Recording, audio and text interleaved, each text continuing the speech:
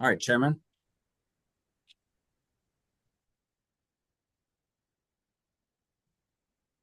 Oh, Mr. Robinson, you're muted, sir. Thank you, Evan. Good afternoon. The Board of Adjustment is now in session. My name is Anthony Robinson, and I will be chairing today's meeting. Attending today's virtual meeting are board members Joe Klitzing, George Hitt, and Mel DeSimone. Also in attendance for the city is Mary Hart Burton, Zoning Administrator for the City of St. Louis, Evan Winkler, Community Development Planner for the city, who will also be representing the city in the cases we are hearing today, Andrea Gutierrez, Lead Zoning Specialist. Our court reporter is Archer Mallon, and I'm sorry, our attorney for the board is Archer Mallon, and our court reporter is Laura Stewart. Today we will be hearing 5 cases. First, we will hear from the city's representative, who will explain why the permit could not be issued. Next, we will hear from the applicant and or their representative for the project. Then we will hear from those in favor of the appeal, and then from those opposed. Please be concise, as testimony will be limited to 3 minutes per person. When you come online via video or telephone, please wait to be sworn in by the court reporter, then please state your name and mailing address. To ensure proper records for our court reporter, we ask that those online or by telephone to please remain on mute. Following testimony on all of the cases heard today, the board will go into its deliberative portion of the hearing, at which time we will vote on all cases heard. The board will notify each applicant and or their representative of its decision by mail in about 2 weeks. You're welcome to remain during our deliberations. However, we will not hear additional testimony at that time. You may also call the lead zoning specialist, Drea, tomorrow at 314-622-3666 to learn the outcome of your appeal. Again, the number is 314-622-3666. Drea, will you please read appeal number 11966? Appeal number 11966, 4532 Tower Grove Place. Swear or affirm that the testimony you're about to give will be the truth, the whole truth, and nothing but the truth? I do. Good afternoon, board members. My name is Evan Winkler, Community Development Planner for the City of St. Louis, and I'll be representing the building commissioner. I'm here to present evidence of an appeal to construct a new garage with dwelling unit, zoning only per plans at 4532 Tower Grove Place. I'd like to present as evidence for this case photos and aerials of the said property, plans for the project, and a certified copy of the City of St. Louis zoning ordinance. The basis for denial of Patrick and Carolina Eckelkamp, care of Adriana Perrone, concerning the building commissioner's refusal to issue a building permit, authorizing the petitioner to construct a new garage with dwelling unit, zoning only per plans at 4532 Tower Grove Place, located in city block number 4103.06 is as follows. The present zoning for this address is Zone A, Single Family Dwelling District. The intent of the applicable zoning provisions are to regulate and restrict the location and use of buildings, structures, and land for trade, industry, residence, and other uses, and to regulate and restrict the intensity of such uses. The applicable zoning code provisions are section 26.16.020, structures prohibited. No structure shall be erected, placed, enlarged, or structurally altered unless such action shall make the premises upon which it shall stand conform to the regulations for the district in which the premises are located, unless authorized by the provisions of the zoning code. Also, section 26.20.060, front yard. When 25% of any frontage within the district is improved with dwellings, and a majority of such improved frontage has an observed front yard line, with a variation in depth of not more than 6 feet, no building hereafter constructed shall project beyond the average front yard line so established, except that in no event shall the front yard line be greater than 50 feet. In all other cases, there shall be a front yard line of not less than 25 feet. Through lots shall have a front yard on each street in accordance with this section. On corner lots, the frontage shall be on the side of the street on which interior lots have been platted. No accessory buildings shall project beyond such front yard line. And then also section 26.20.070 side yard. There shall be provided a side yard of not less than 4 feet in width on each side of the building, and the total width of both side yards shall not be less than 10 feet. Provided, however, that lots of record prior to the effective date of the zoning code having a width of less than 40 feet may reduce the total side yard width by an amount equal to 1/2 the difference between the width of the lot and 40 feet, but in no case shall either side be less than 3 feet in width. And then finally, section 26.20.080, rear yard. There shall be a rear yard of not less than 25 feet in depth. Evidence of lawful nonconformity has not been presented. So in summary, the applicant is applying for a building permit to build a garage with a dwelling unit. There's an existing single-family dwelling at the front of the parcel. It's located in the A single-family dwelling district. Our current zoning code does not address what is commonly referred to as an accessory dwelling unit. So the second dwelling is treated as another primary use, which would require a front yard setback of approximately 25 feet. However, this one will have a front yard setback of 131 feet. Therefore, an area variance is required. And then the side yard setback requirement is that it should be a combined total of 10 feet, with neither side yard being less than 4 feet. In this case, the combined side yard setback is 9 feet 9 inches. Therefore, it doesn't meet that 10-foot requirement, and then a second area variance is required. And then finally, the rear yard setback should be no less than 25 feet. And this dwelling will be set 6 feet from the rear property line.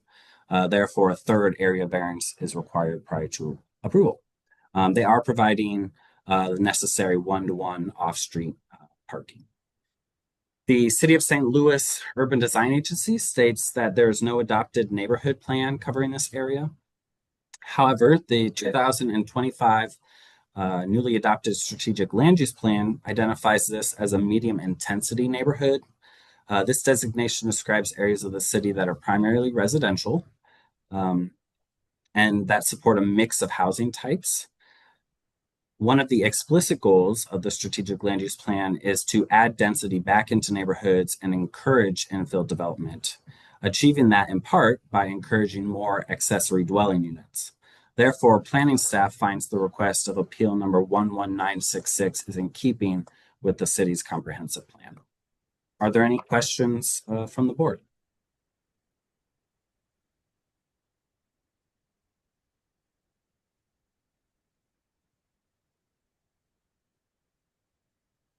Okay, let's hear from the appellant. Hello, thank you for hearing our case. My name is Adriana Peroni. I'm the architect working with the homeowners, Patrick and Carolia, who are on the call today. I think Evan did a great job summarizing what we're proposing, and Okay. at this time, I don't have anything to add. Let's get her sworn in so she can stay that on the record. Okay? Exactly. Oh, I'm so sorry. Yes. Please raise your right hand. Do you swear or affirm that the testimony you're about to give will be the truth, the whole truth, and nothing but the truth? Yes. Thank you. Okay. Now, Adriana, can you state your name and mailing address for the record? Sure. It's Adriana Peroni, and the address is 735 Washington Street, St. Charles, Missouri, 63301. Okay. Now, if you could repeat what you just said for the record. Sure. Certainly. Sorry, my name is Adriana Peroni. I'm the architect working with the owners, Patrick and Carolia, who are on the call today. Evan summarized our appeal perfectly. I have nothing to add at this time. Okay. Any board members have any questions?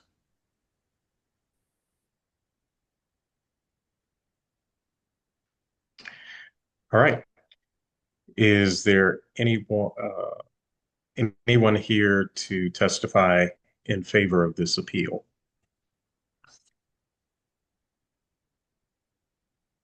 Mr. Eckelkamp, let's get you sworn in. Do you swear or affirm that the testimony you're about to give will be the truth, the whole truth, and nothing but the truth? I do. Thank you. Okay, can you state your name and mailing address for the record? Sure. Yeah, it's Patrick Eckelkamp, 4532 Tower Grove Place, St. Louis, Missouri, 63110. Okay, go ahead with your testimony. Sure. Yeah. So just a little bit of background.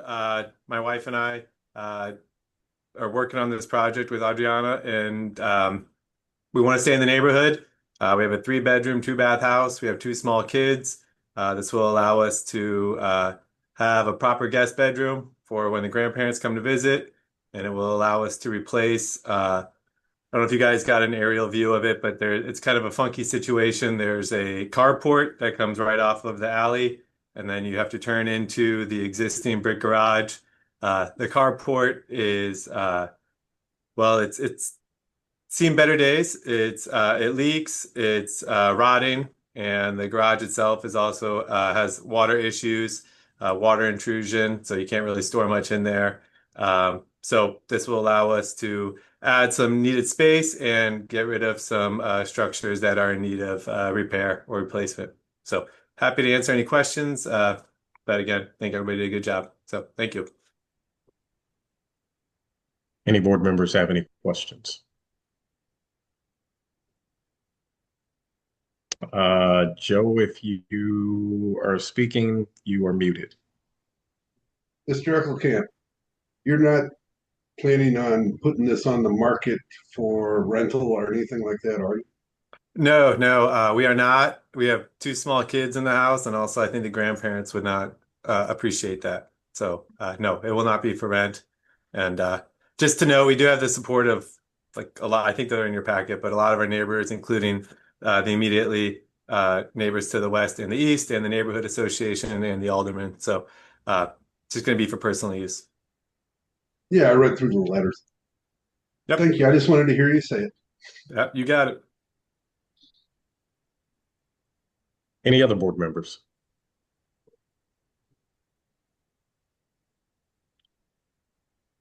Okay, is there anyone else here to testify in favor of this appeal?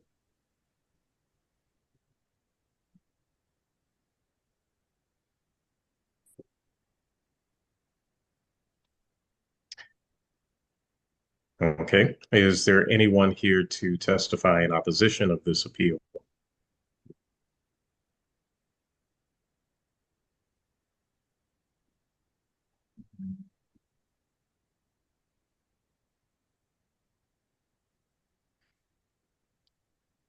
Hearing none, I will read into the record exhibits, a certified copy of the zoning ordinance, appeal to the board, basis of denial, meeting notice letter, city journal public notices, photographs, Sanborn maps, a memo from planning and urban design, 11 letters of support submitted by the property owner, Patrick Eckelkamp, a letter of support from Michelle Pona, President, Southwest Garden Neighborhood Association, a letter of support from Alderman Matt Devotie, and 3 letters of support submitted by property owner Patrick Eckelkamp. And with that, I will consider this appeal having been heard. Drea, can you read appeal number 11967? Appeal number 11967, 729 Bates Street. Do you swear or affirm that the testimony you're about to give will be the truth, the whole truth, and nothing but the truth? I do. Again, good afternoon. My name is Evan Winkler, Community Development Planner for the City of St. Louis. I'll be representing the Building Commissioner. I'm here to present evidence of an appeal of the Board of Public Services decision to deny a subdivision plat to subdivide the land at 729 Bates Street. And I'd like to present evidence for this case, photos and aerials of the said property, and a certified copy of the City of St. Louis zoning ordinance. First, I'll be reading the denial letter, and then I'll be reading the appellant's appeal form. July 8th, 2025, St. Joseph Housing Initiative, care of Stephanie Noker. And I'm sorry, butchering your name. At its meeting on July 8th, 2025, the Board of Public Service voted to deny application number BPS 25-0016 for St. Joseph Housing Initiative to subdivide the land at 729 Bates Street into separate lots for a single-family home in City Block number 2850 per the rules and regulations of the Board of Public Service governing the subdivision of land in the City of St. Louis, Board Order number 720 amended, and per the following section of the City of St. Louis zoning ordinance. Section 26.20.090, density of population, except as provided in section 26.20.020B, there shall be a lot area of not less than 4,000 square feet for each dwelling unit. Lots of record prior to the effective date of Ordinance 45309 having an area of less than 4,000 square feet may be used for one single-family dwelling, provided the yard regulations of this section are complied with. And also section 26.20.080, rear yard, there shall be a rear yard of not less than 25 feet in depth. Should you feel aggrieved by our decisions or any part thereof, you may appeal within 30 calendar days of the date of this notice to the Board of Adjustment, room 400 in City Hall. For your convenience, there is included with this notice an application for appeal. If you have questions relating to procedures on the appeal, please contact the zoning office at 314-622-3666. Denied by order of the Board of Public Service, July 8, 2025. Respectfully, Michelle Knox, Secretary to the Board of Public Service. Appeal decision made by the Board of Public Service comes now St. Joseph Housing Initiative and says that on the 8th day of July, 2025, a subdivision plat was denied by the Board of Public Service that would have authorized the petitioner to subdivide a parcel at 729 Bates Avenue 63111. In accordance with the plans and specifications filed on the 11th day herewith, the Board of Public Service denied the subdivision permit for said occupancy as stated above, and the petitioner hereby appeals the denial of the permit for the following reasons. Both new parcels will have private yards. My $200 appeal fee is attached. I understand this fee is non-refundable this 11th day of July, 2025, signed by the petitioner. So in summary, the applicant is working to renovate an existing commercial structure by actually subdividing the parcel and then creating two single-family dwellings. In order to do that, the parcel of land has to meet the requirements of the zoning code, which at the time of this application was that they have 4,000 square feet of land per single family dwelling. So because neither of the subdivided parcels would meet that requirement, this would need two area variances, one for each lot for density of population. And then one of the newly created parcels will actually front the adjacent street. And so that puts their rear yard setback to the east property line, which is less than the required 25 feet. So a third area variance is required for the rear yard. The City of St. Louis Planning and Urban Design Agency states that there's no adopted neighborhood plan covering this location. However, the 2025 Strategic Land Use Plan identifies this as a medium intensity neighborhood. This designation describes areas of the city that are primarily residential and that support many housing types. Again, an explicit goal of the Strategic Land Use Plan is to add density back into the neighborhoods and encourage infill development. Therefore, planning staff finds the request of appeal number 1196 is in keeping with the city's comprehensive plan. Are there any questions from the board?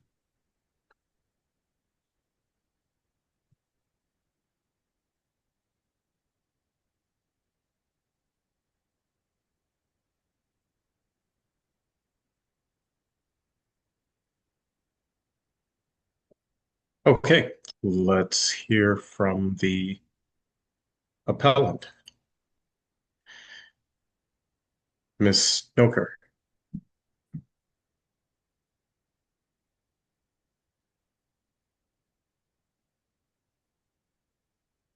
Hi, can you hear me? Yes. Okay. Let's get you sworn in. Raise your right hand. Do you swear or affirm that the testimony you're about to give will be the truth, the whole truth, and nothing but the truth? Yes, I do. Thank you. Okay, can you state your name and mailing address for the record? Sure. My name is Stephanie Naker. I'm with St. Joseph Housing Initiative. We're at 4701 South Grand, 63111. Okay, go ahead with your testimony. I think Evan did a terrific job summarizing the project. We're creating 2 residences on 1 parcel. We do need a variance for the lot size for each home, but each home will have a private yard that measures about 28 by 28. So one of those yards is on the side, the one that fronts Idaho, but each yard will have an adequate green space. And we think that we are achieving the goal of increasing housing density on that corner.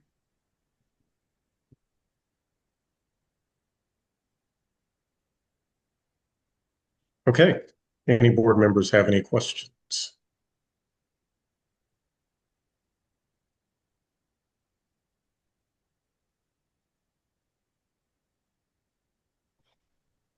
Could I add one more thing? Yes. I just want to note that we have submitted building plans to the building division for each property, the one with the address at 729 Bates and the second one at 5542 Idaho, and they've been approved. Okay. And I also note that since the time of this application, there's been an amendment to the zoning code that has reduced the required minimum lot size for a single family to 2,000 square feet. We're getting feedback. Is that from Stephanie? Yeah, sorry, there's a speaker going on here. Okay. Okay. Any board members have any questions?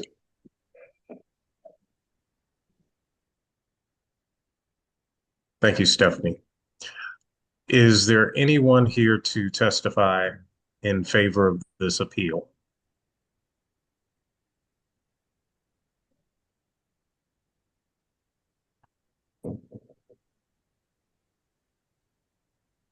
Is there anyone here to testify in opposition to this appeal?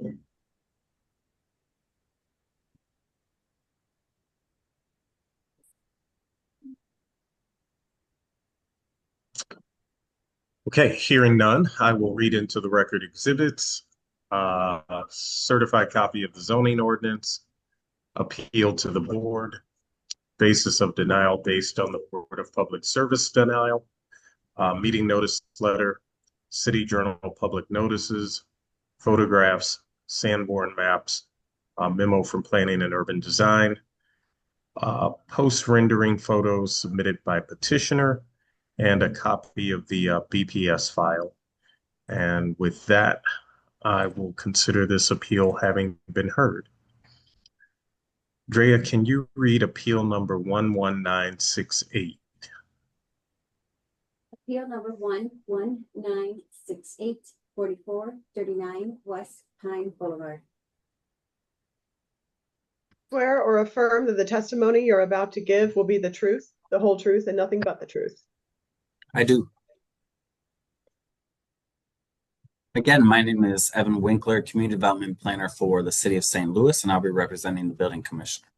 I'm here to present evidence of an appeal to replace an existing garage with a 2-car garage that also has 3 studio apartments, zoning only per plans, at 4439 West Pine Boulevard. I'd like to present as evidence for this case photos and aerials of the said property, plans for the project, and a certified copy of the City of St. Louis zoning ordinance.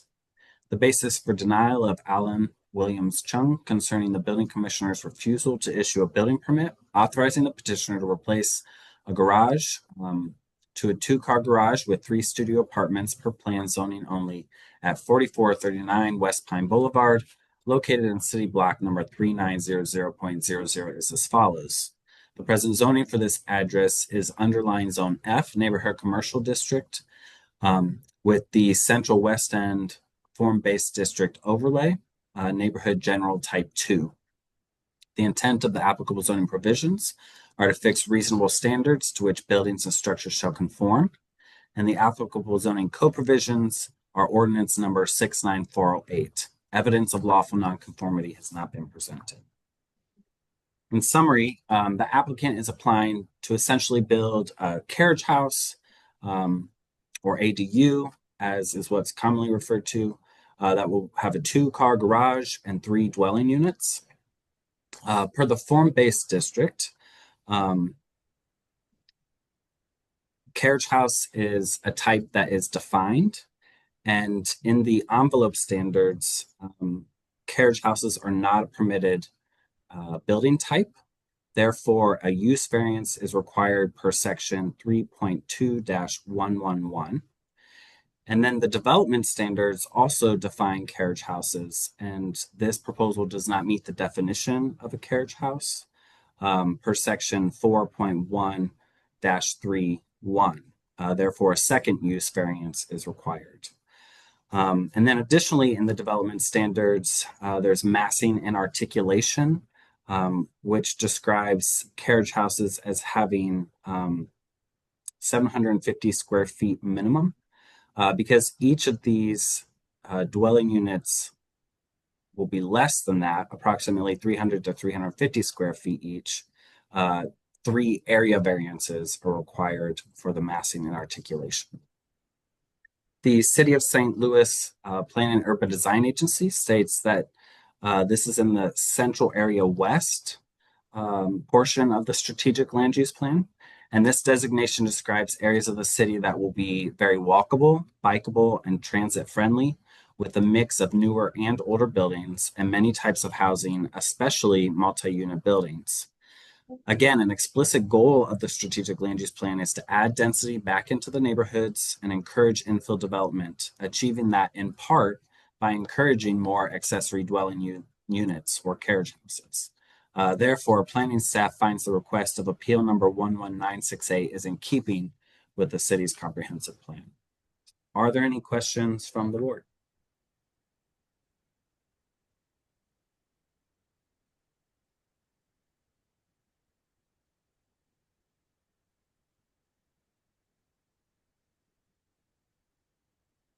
Okay, let's hear from the appellant.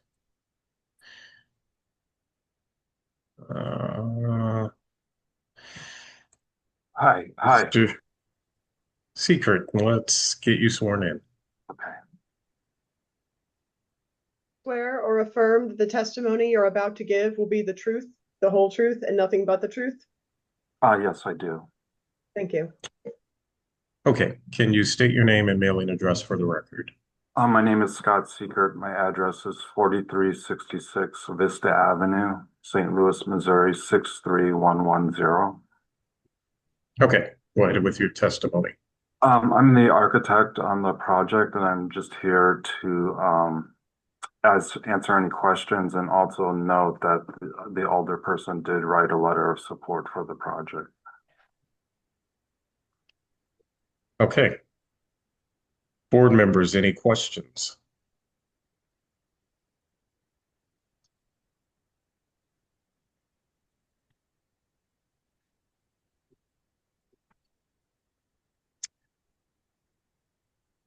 Okay, thanks, Scott.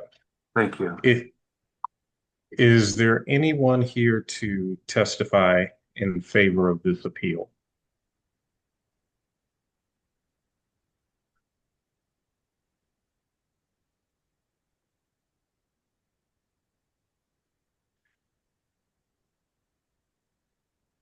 Is there anyone here to testify in opposition to this appeal?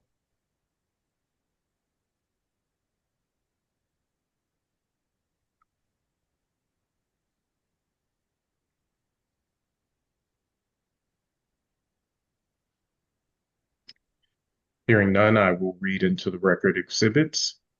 Certified copy of the zoning ordinance, appeal to the board, basis of denial, meeting notice letter, city journal public notices, photographs, Sanborn maps, memo from Planning and Urban Design, Cultural Resources Office review, and a letter of support from Alderman Browning. And with that, I will consider this appeal having been heard. Freya, can you read appeal number 11971? Appeal number 11971, 2708 South Jefferson Avenue. Swear or affirm that the testimony you're about to give will be the truth, the whole truth, and nothing but the truth? I do.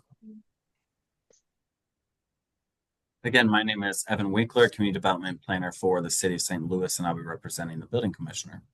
I'm here to present evidence of an appeal of the Board of Public Services decision to deny a conditional use permit to make exterior alterations for a drive-up ATM per plans at 2708 South Jefferson Avenue. I'd like to present as evidence for this case, photos and aerials of the said property and a certified copy of the City of St. Louis zoning ordinance. First, I'll be reading the denial letter, and then I'll be reading the appeal form. June 17, 2025, Allstate Permitting Solutions, Inc., care of Natasha Barrios. Dear Natasha, the Board of Public Service voted on June 17, 2025 to deny application number 132849, Allstate Permitting Solutions, Inc., to occupy 2708 South Jefferson Avenue to do exterior alterations for a drive-up ATM per plans by reason of the fact that the use will be detrimental to the public health, safety, morals, and general welfare. Should you feel aggrieved by our decision, you have 30 calendar days from the date of this notice to file an appeal with the Board of Adjustment in room 400 in City Hall. For your convenience, an appeal form is included with this notice. If you have questions relating to procedures on the appeal, please contact the zoning office at 314-622-3666. Sincerely, Michelle Knox, Secretary to the Board of Public Service. Appeal from the decision of the Board of Public Service comes now Ryan McGrath and says that on the 17th day of June, 2025, a conditional use permit was denied by the Board of Public Service that would have authorized the operation of an exterior alterations for a new drive-up ATM at 2708 South Jefferson Avenue, St. Louis, Missouri 63118. In accordance with the plans and specifications filed on the 26th day of August herewith. The Board of Public Service denied the conditional use permit for said occupancy, and the petitioner hereby appeals from the denial of the permit for the following reasons. The team has made multiple attempts to contact Tim Mulligan with Benton Park, as well as the then Alderwoman Kara Spencer, to address the concerns that were raised by the community. Unfortunately, we did not receive any response to our outreach efforts. Attached is a record of our attempts to address their concerns. My $200 appeal fee is attached. I understand this fee is non-refundable this 15th day of July, 2025, signed by the petitioner. So in summary, the applicant made a building permit to install a drive-through ATM, and drive-throughs in the F Neighborhood Commercial District require conditional use approval. The conditional use permit was denied by BPS, and the applicant has appealed to the Board of Adjustment. The City of St. Louis Plan and Urban Design Agency states that there's no adopted neighborhood plan covering this location.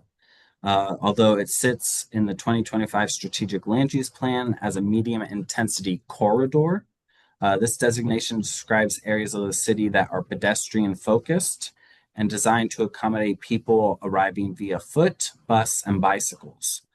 These areas discourage automobile-related commercial activities, as well as commercial activities that utilize a drive-through window.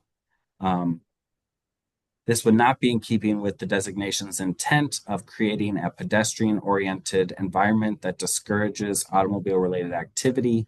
Therefore, planning staff finds the request of appeal number 11971 is not in keeping with the city's recently adopted strategic land use plan. Are there any questions from the board?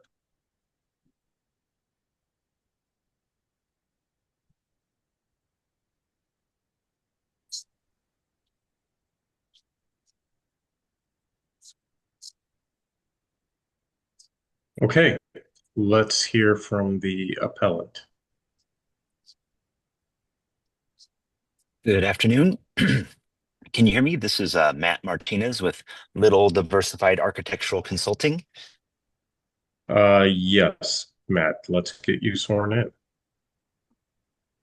Mr. Martinez, this is the court reporter. Since you are on the phone, can you please verbally confirm if your right hand is raised? Yes, my right hand is raised. You can see me in the video portion down below in a smaller image there. Got it. Do you swear or affirm that the testimony you're about to give will be the truth, the whole truth, and nothing but the truth? Yes, I do. Thank you. Okay, can you state your name and mailing address for the record, Mr. Martinez? Certainly. My name is Matt Martinez.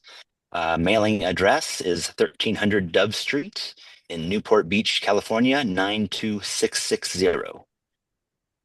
Okay, go ahead with your testimony. So I'm representing the architectural team. We produced drawings and submitted those to the city, received denial, but did try to reach out to BPNA to provide some solutions to their concerns. You can see there is a list of contacts, attempt to contact via email and via phone. We did not receive return communications. We had another follow-up meeting where we were willing to work with the group to address their concerns. Reached out again to see if those were satisfactory and did not hear from the group. So we're here to review and discuss with the community to see if we can move forward with this project.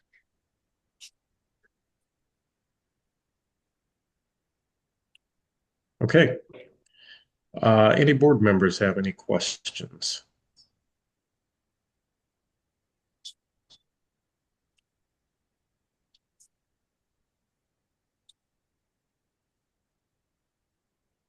Chairman, can I ask a question? Sure. Well, first I'd like to apologize. I don't know why my screen's purple, so sorry for that. But also I believe so there is a new alderwoman, Matt. Have you had a chance to speak with her? I have not spoken with her directly, but I do believe that she helped author a letter opposing the project. That's correct. She did submit a letter, so I just didn't know if you had a chance to speak with her is all. No, I have not.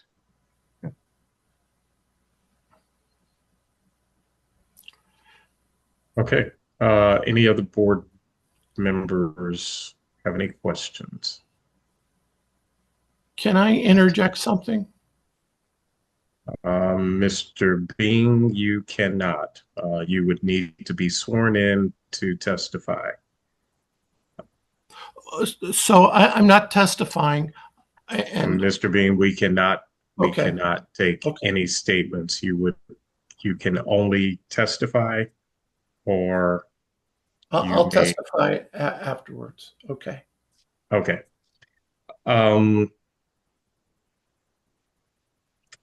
Okay, no board members. Is there anyone here to testify in support of this appeal? Mr. Bean, are you in support or Yes, opposition? I'm in support, and I would like to testify. Okay, let's get you sworn in. Mr. Bean, either your camera doesn't work or you're just, oh, there we go. Sure. Do you swear or affirm that the testimony you're about to give will be the truth, the whole truth, and nothing but the truth? Yes, I do. Thank you. Okay, can you state your name and mailing address for the record? Yes, my name's James Bean. My mailing address is 24009 St. Moritz Drive, Valencia, California, 91355. Okay, go ahead with your testimony. Yeah, first thing, one of the things I want to ask you, we presented several solutions to the BPNA, to Tim Mulligan, and I don't believe you've heard those potential solutions. And I believe that's what Matt was going to talk about, but I just want to first ask you if you have seen those new solutions that were discussed with the BPNA on August 12th. Evan, was that in our packet? No, so we have to review what is presented per the application and then per the denial at BPS. So I'm not aware of like alternatives. That would really need to be a new application, I believe. Mary, correct me if I'm wrong. That's correct. I was just going to say that the board can only review the appeal that is before them, and this is the appeal of the denial of BPS. If there are new plans and they've been submitted correctly under a building permit number, then that would be a whole new review. And if it needed to go to a hearing, it would have a new hearing set up. Okay. So, is that still possible? It's not something that we would be discussing at this hearing today. We can't discuss plans that the staff has not had an opportunity to review. But after this issue is decided, then you may apply and move forward if you are not happy with the decision that you get today. Okay. So I've prepared a few words that I'd like to convey to the board. I'd just like to remind you to make sure that your comments are relative to the plans that were denied by BPS. I believe that they are. Thank you. So for over 10 years, the property has remained a vacant parking lot following the Benton Park Post Office's cancellation of its lease in 2014. And despite my persistent efforts to attract tenants to this space, the reality is pretty clear. Due to its modest size and limited developmental potential, this property faces definitely an uncertain future. And without intervention, it risks becoming yet another deteriorated asphalt eyesore along Jefferson Avenue. And the Bank of America ATM facility presents a unique solution that transforms a liability into a community asset. This proposal and the proposed modifications to address your concerns that have been at which have been shared before and which may be shared later on in a second appeal. Currently, many residents have to travel over 6 miles to access the nearest ATM, which creates an undue burden on families, seniors, and small business owners who rely on cash transactions. When I polled our neighborhoods through the app Nextdoor, the response was overwhelmingly positive, demonstrating clear community support for this essential service. And this project fully aligns with your standards that guide your decision making. The ATM facility proposes no threat to public health, safety, or welfare, and in fact, it enhances community safety by providing secure, safe access to banking services. And the modest professional design will only complement surrounding properties without impacting neighborhood values or uses. And rather than detracting from our neighborhood's character, this facility will contribute to Jefferson Avenue's commercial viability while also serving residents' daily needs.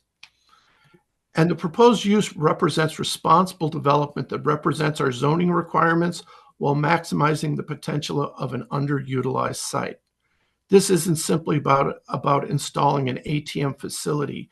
It's about demonstrating that even small properties can contribute meaningfully to neighborhood vitality when developed thoughtfully. I urge you to approve this conditional use permit. Your decision will help transform a stagnant space into a valuable community resource, providing essential banking access while preventing further deterioration of our commercial corridor. Our neighborhood deserves the service, and this property deserves the opportunity to contribute positively to Benton Park's future. Thank you for your consideration.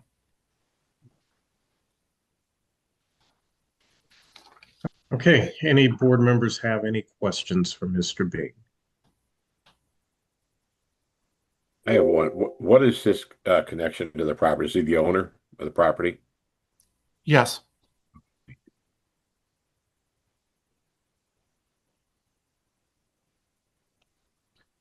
Any other board members? And lastly, I'd like to go on record that, while I was, you read it in the notes, we have tried to have an open dialogue with the BPNA, and we've been doing this over the past 10 months. We've had 20 plus correspondences with them. We met with them on August 12th. We presented our solutions to them. We asked whether and we followed up asking whether our solutions met or satisfied their concerns. And we were sent a very vague message back with no specific reasons why, other than the BPNA has not changed its mind. So it really hasn't afforded us the opportunity to be able to have a meaningful dialogue to resolve the concerns that have been presented in the denial letter.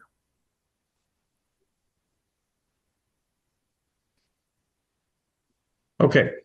Thank you, Mr. Bean. Mary. Thank you, Mr. Chairman. This question is for Mr. Bean. Mr. Bean, can you tell us when is the last time that you physically visited the site? Last week. Okay.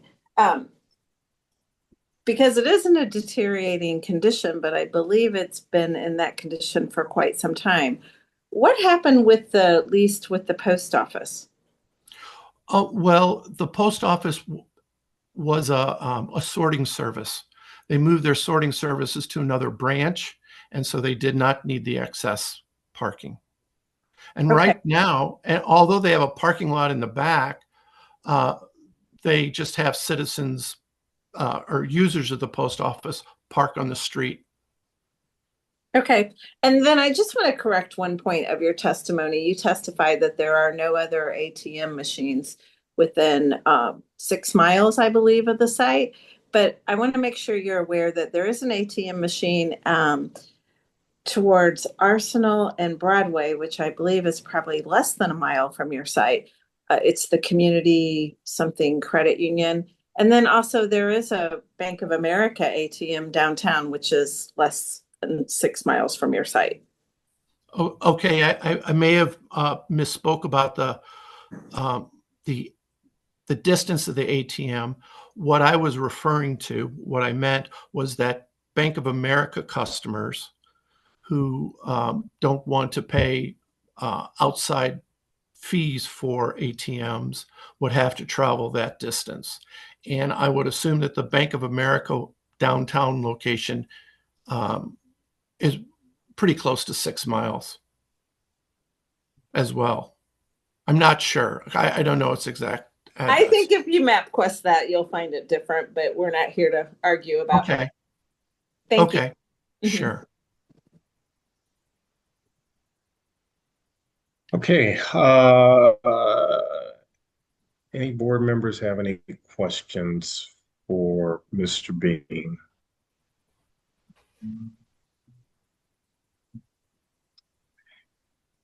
All right, thank you. Is there anyone else here to testify in favor of this appeal? Bill Arnold with Cushman & Wakefield. Mr. Arnold, let's get you sworn in. Let's raise your right hand. Do you swear or affirm that the testimony you're about to give will be the truth, the whole truth, and nothing but the truth? I do. Thank you. Okay, can you state your name and mailing Okay. address for the record? Sorry. Sure. It is Bill Arnold. The address is 3177 Berwyn, Berwin Drive in Stowe, STOW, Ohio. Zip code is 44224. Okay, go ahead with your testimony. Yes, so I represent Cushman & Wakefield, representing the bank. Obviously, we'd like to become a part of the community. As Mr. Bean kind of alluded, we did try to work with Mr. Mulligan with the BPNA. We were able to have a meeting to try to address his concerns post the file of this appeal, but did want to clarify one item from Mr. Bean. The documents that are submitted are our current plans. We just kind of spoke to them, so there is not a newer set of plans on this. We're going to try to reduce some hours of operation for the ATM to help alleviate some concerns, and spoke to some items of safety for pedestrians that would be crossing the sidewalks in front of the driveway accesses and our stacking of cars. But our current plans are our current submission. Again, like you spoke about, Mr. Robinson, and we do have no other further plans at this time. Those are our current plans. So just wanted to call out to the group, and I would like to have for consideration for your approval. Thank you. Okay. Any board members have any questions?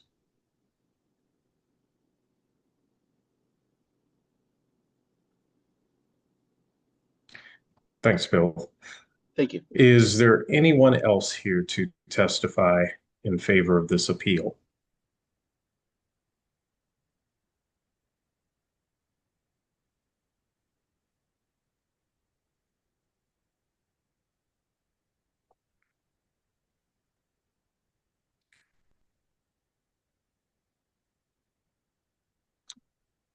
All right, looks Okay, like is Bear.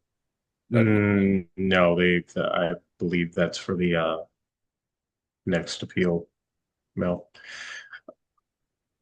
Is there anyone here to testify in opposition to this appeal?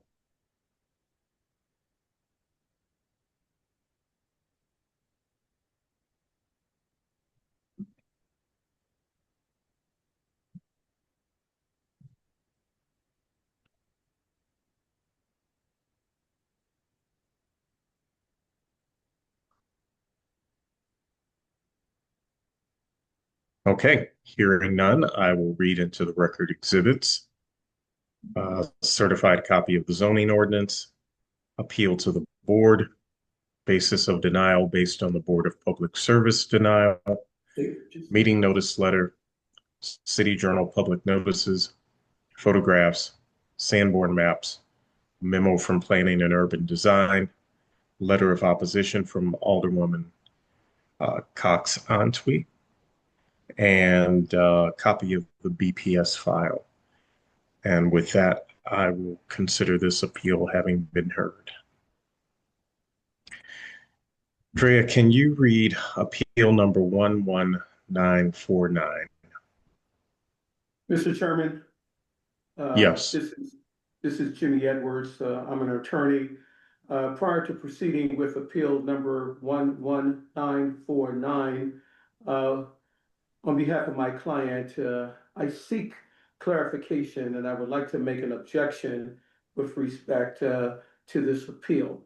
And if given some latitude, I'd like to just take a couple minutes. Mr. Edwards, you'll have time to make your objection, but first we're just going to get on the record what we're discussing. This is essentially we're reading the caption of the case, and then everyone will be given an opportunity to speak, and you can make those objections. Well, my concern is I understand, sir. You will have an opportunity to make your objections, but we have an order of operations.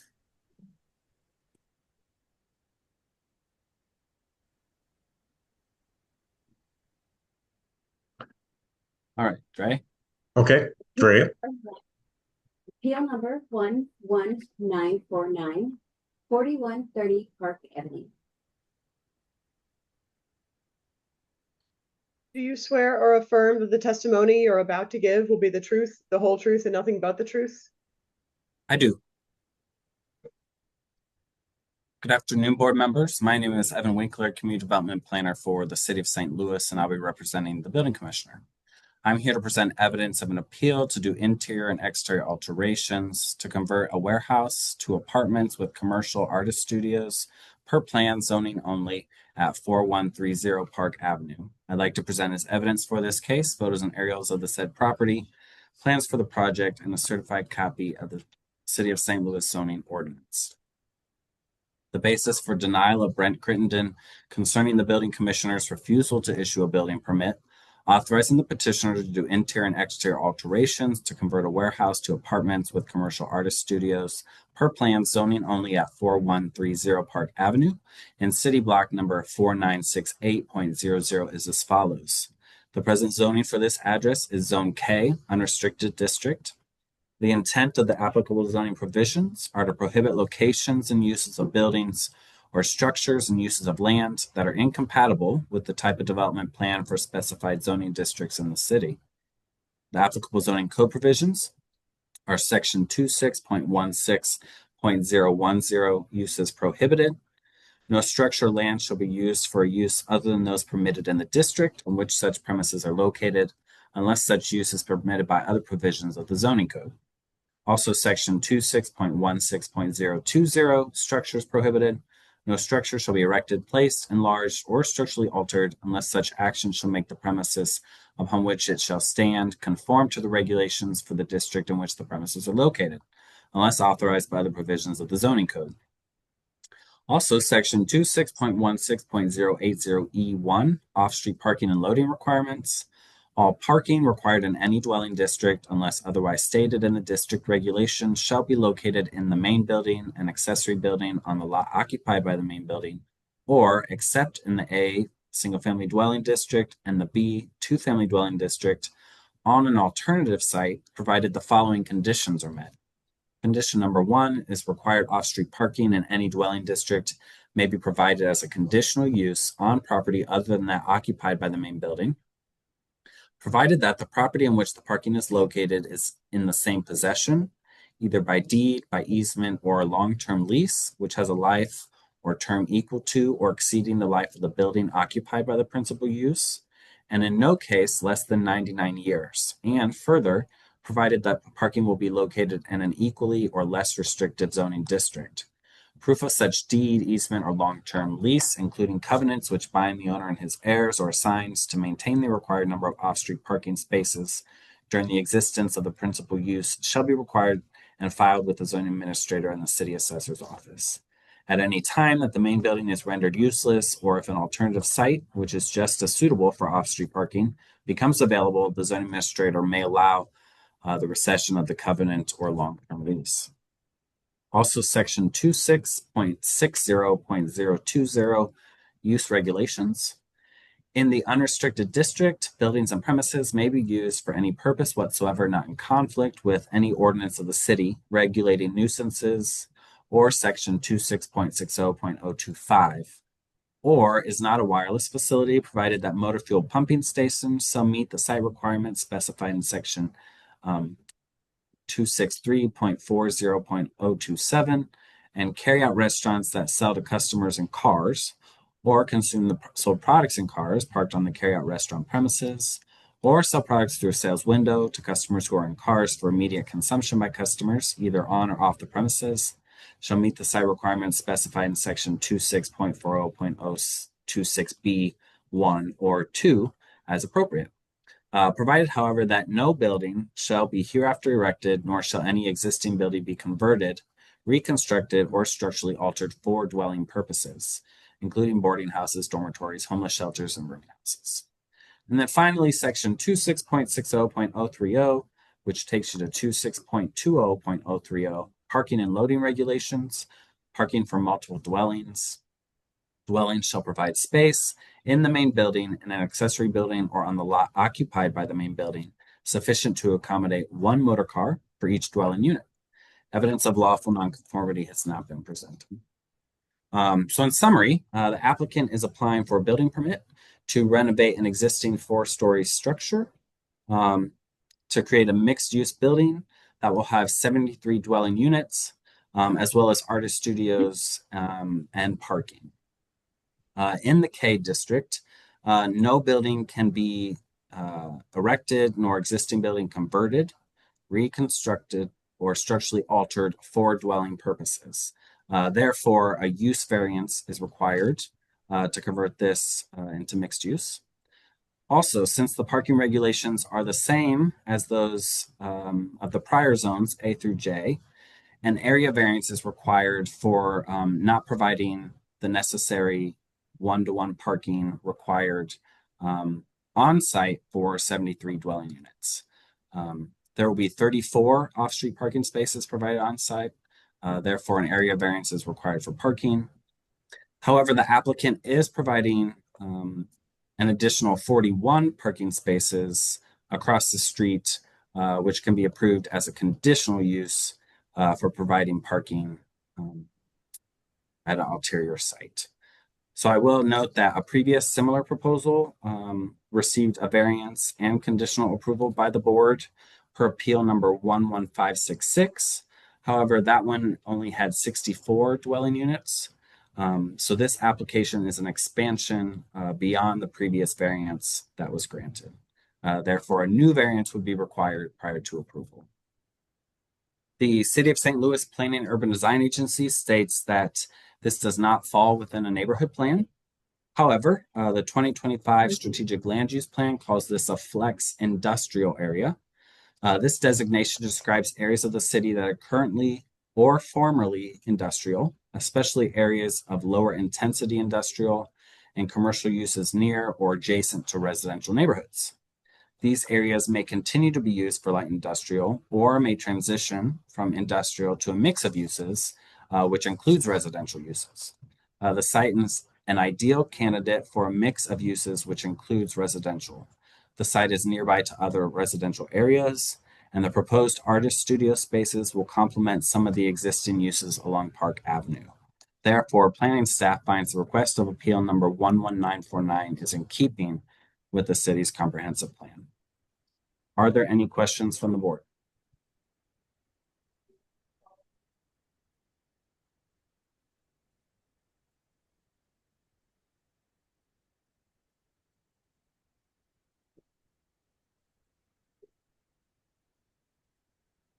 Okay, let's hear from the appellant. Mr. Edwards. I'm sorry. Go ahead, Brent. Yeah. We'll come back to you, Mr. Edwards. Do you swear or affirm that the testimony you're about to give will be the truth, the whole truth, and nothing but the truth? I do. Thank you. Okay, can you state your name and mailing address for the record? Brent Crittenden. My mailing address is 1536 Tower Grove Avenue, St. Louis, Missouri, 63110. So, just a little bit of orientation. Your Exhibit G should have the map of the site.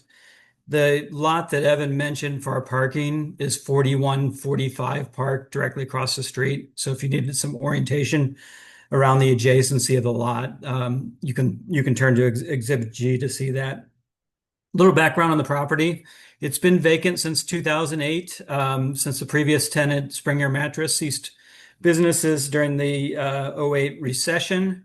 We purchased it in 2015, the end of 2015.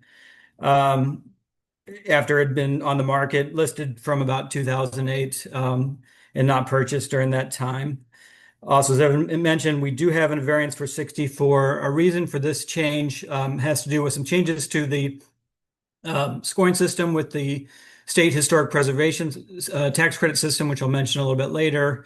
It also has to do with the financing available for the project. Specifically, we're using a HUD insured loan program, and there's a strong preference for a larger percentage of housing in the project. So essentially, we're taking 8,800 square foot we had designated as office space, which we were unable to find a tenant for, and we're replacing that with 9 apartments, and I'll discuss that a little bit further in my testimony. I did submit to the board on Monday afternoon a more detailed description with a series of exhibits explaining our case. I won't go into detail on all those, but I did want to touch on several of those points as part of my testimony. The first, and it was already stated by the city, we believe we're in compliance with the strategic land use plan and thus the comprehensive plan in the new flex industrial designation and the transitional nature of the district. A few specific points about that.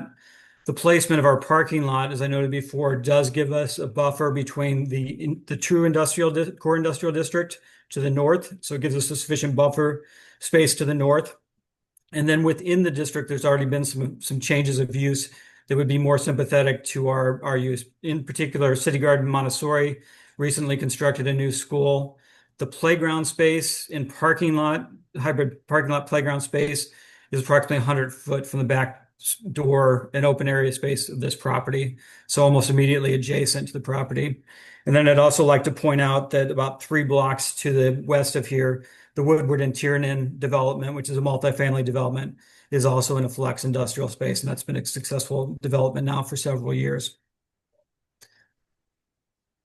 Beyond that, our firm, or firms affiliated with myself, my partner, Sarah Gibson, have been the master redeveloper of the Botanical Heights neighborhood in connection with the partnership with the Garden District Commission, which we successfully put out of operations a couple of years ago by buying their last properties. In that we were party to, I think, at least 6 redevelopment agreements. Those included a master plan map that was part of those agreements over and over again with that group. The plan I submitted was an evolution of those, and that group was well aware of the plans for this property going forward. Our work in the area has included over 90 developments, including single-family houses, schools, businesses, restaurants, and we've advocated for all things, including early proponents going back to 2010 of drawings of the bike lane that's now happening on the Tower Grove connector. So we've been advocates and long partners in the neighborhood going back to our first purchase in 2006 in the space that's now Union Loafers. The property did undergo a blighting study and was found to be blighted in 2017. Following that, it was a redevelopment plan was approved through Ordinance 70465 shortly thereafter. So it is in a Chapter 99 redevelopment district. As I mentioned, we were approved for state historic tax credits. If you're familiar with the program, there is an economic testing component of that, including how long the structure has been vacant and a number of other factors. So in order to score high enough to be awarded the credits, we do have to meet certain criteria. So I put that forward as evidence of support and compliance with a state level economic development tool. At this municipal level, a couple of key points. We have been granted 80% tax abatement for 10 years. I supplied in that report, the memorandum that I submitted, the economic testing that underwrote the scoring for our tax abatement, and ultimately the city's support for the tax abatement, scoring how the positive economic impact of the development. And I also put forward that as substantiating municipal support. I've also included a letter of support from Board of Aldermen President Megan Green, along with an updated email confirming support and approval to use it for this application. Two more points. We included a market study, highest and best use analysis from our appraisal as part of our financing. And then I do describe in there just an understanding. It goes to the hardship and applicability of conversion of this. There just isn't a significant use for 135,000 square feet of 4-story warehouse with 15-foot bays and down to 12-foot ceiling heights. It's a wonderful structure, needs to be preserved. We think this is the best and highest and best use. We don't think there's a significant use beyond maybe a self-storage unit. And if you're a city resident, I think we might all agree that we have quite enough of those right now, or we've seen a big infusion of those in the past couple of years, and it'd be a little bit of a pity for this to serve that same function. And then last point in my letter was a traffic generation letter. We heard the concerns around traffic. So we did engage CBB traffic engineers to do a basic analysis. As they stated in the letter provided to you, the residential use will really be a fairly minimal impact on the street as compared to a variety of other uses that would be available by the code. And then they also found that the replacement of the 8,800 square foot of office space with the 9 apartments does actually create a modest decrease in the projected traffic impact. So moving from the 64 apartments to the 73 apartments actually creates a decrease because of the use that we're replacing in the space. So I'll summarize my comments here and allow others to speak, but I know in deliberations last time there was concern about neighborhood engagement. I'll be up front. We were a little caught off guard by that. I think I gave my testimony in a McDonald's on my way home from a soccer camp with my daughter. We were not made aware of opposition. The previous application had neighborhood support and nobody spoke in opposition of it. So we didn't understand that this, what we consider a modest change, would have opposition. Following the last hearing, we did engage with the neighborhood president. We hosted an open house, invited the neighborhood on their private Facebook page, held it open for 2 hours on a Sunday evening. I did attend a neighborhood meeting. I've been informed by the neighborhood president that there's no letter of support, no letter of opposition, effectively no position from the neighborhood, to the best of my understanding. And we have attempted to do some amount of outreach to Willard Industries to offer up a couple of different solutions and options and connect, and have not been able to make any reasonable progress on that front. But I did want the board to know that we have attempted to make some outreach to alleviate some of the concerns that I heard in your deliberations. So in conclusion, I ask the board to approve this variance because we do adhere to the SLOOP and to the comprehensive plan. We have demonstrated economic and political support for the project at the state and city level. This is a plan to redevelop a certified blighted structure into a vibrant residential neighborhood. And we think it's in the best interest of the public safety and welfare to grant this variance. Thank you. Happy to answer any questions.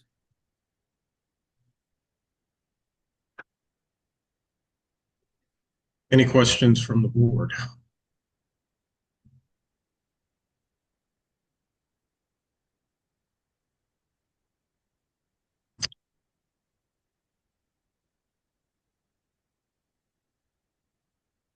Okay, thanks, Brent.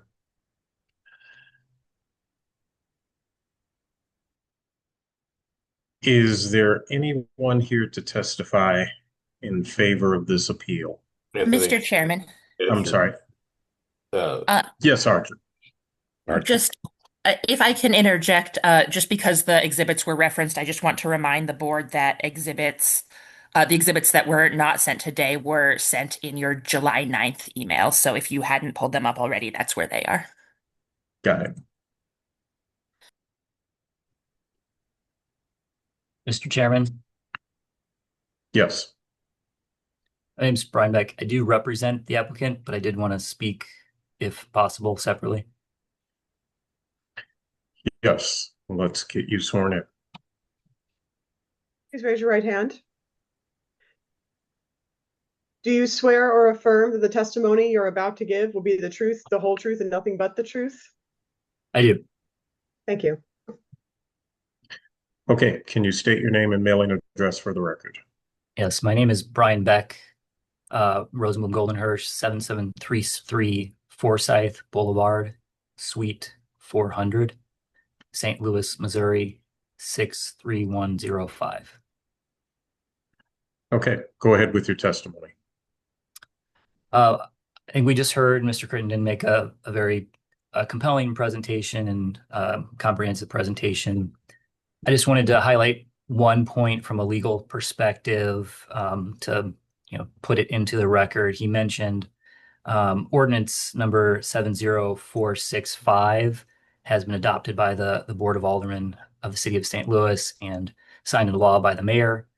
I just wanted to highlight a few findings and sections of that ordinance. That ordinance, which does approve the redevelopment plan for this property, does have a finding that this redevelopment is necessary and in the public interest and in the interest of public health, safety, morals, and general welfare of the people of the city. That's found in section 2 of the ordinance. Section 5 of that ordinance says the plan for the area is feasible and conforms to the general plan for the city.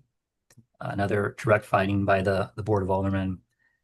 Section 10 of the ordinance says the plan for the area gives due consideration to the provisions for adequate public facilities.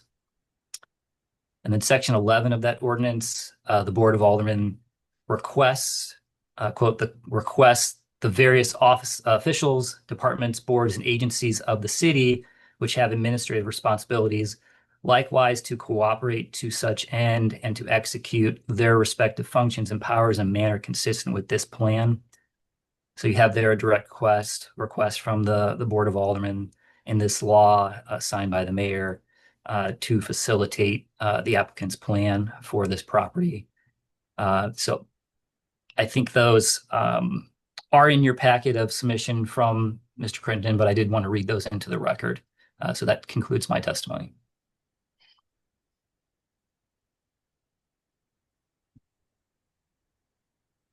Okay, any board members have any questions? I'd like to point out that we're requests and not demands. Okay, Mr. Beck? It was a request that we support that. Okay? Yes, I agree. That's the language of the ordinance. The ordinance is a request. Correct. Thank you. Yeah.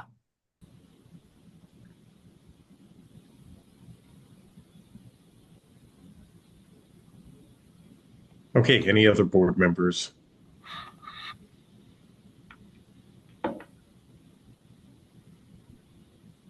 Thank you, Mr. Beck. Is there anyone else here to testify in favor of this appeal? Yeah, I'm Sean Netzer with Union Loafers. I'm here to testify in favor. All right, Mr. Netzer, let's get you sworn in. Sorry, 1 second. I'm entering you as a new speaker since you weren't here at the beginning. Sorry, 1 second. Okay. Do you swear or affirm that the testimony you're about to give will be the truth, the whole truth, and nothing but the truth? Yes. Thank you. Okay, can you state your name and mailing address for the record? Yep. My name is Sean Netzer. I'm one of the owners and founders of Union Loafers, and the mailing address is 1629 Tower Grove Avenue, St. Louis, Missouri, 63110. Okay, go ahead with your testimony. We're currently doing business out of Brent's original offices there, and we've seen leaps and bounds in the neighborhood in the last 10 years that we've been here. We opened in September of 2015, and we're in support of this project, and definitely understand the variance that they're seeking from the original approved number of dwellings in the building. That's we're for it.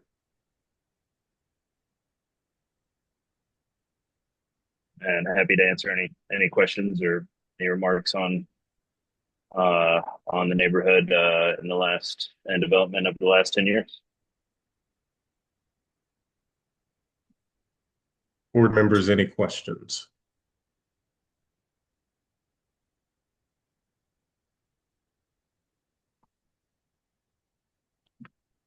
Thank you, Mr. Netzer. Of course. Is there anyone else here to testify in favor of this appeal?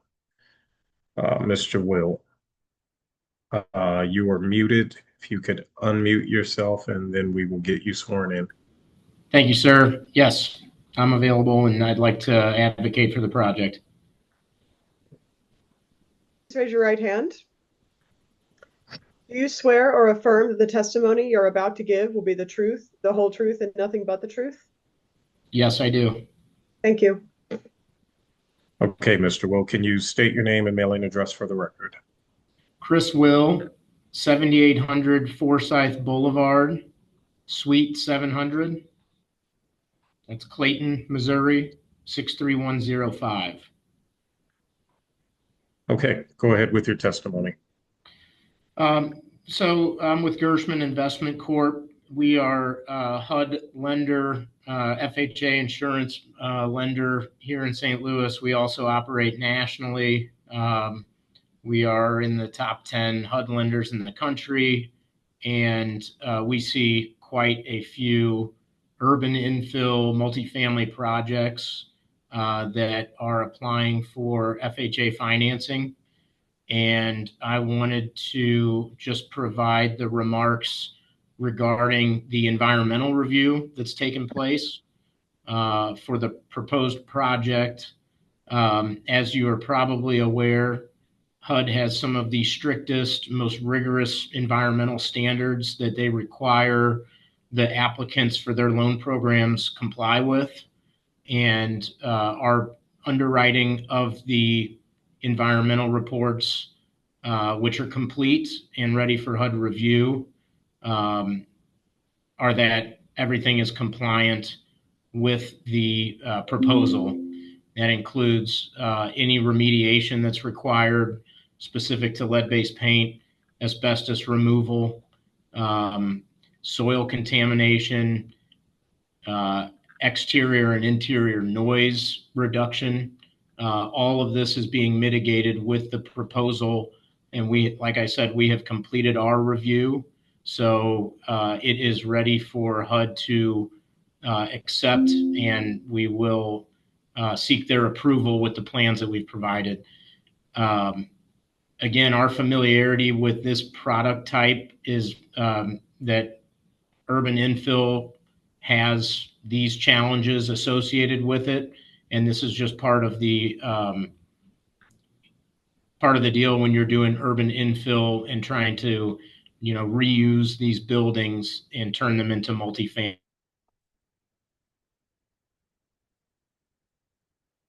So I just wanted to provide that, and we are excited about the opportunity to be the financing partner to Brent on this project. If anybody has any questions, I'd love to answer them. Any questions from the board?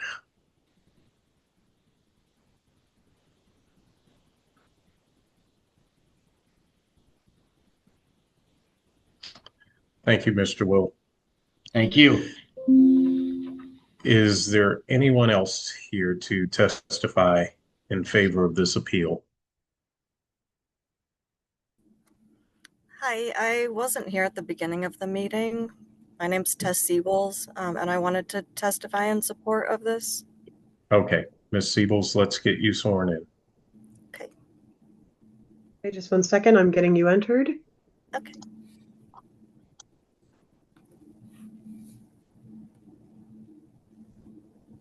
All right, please raise your right hand. Do you swear or affirm that the testimony you're about to give will be the truth, the whole truth, and nothing but the truth? I do. Thank you. Thank you. Okay, Ms. Siebels, can you state your name and mailing address for the record?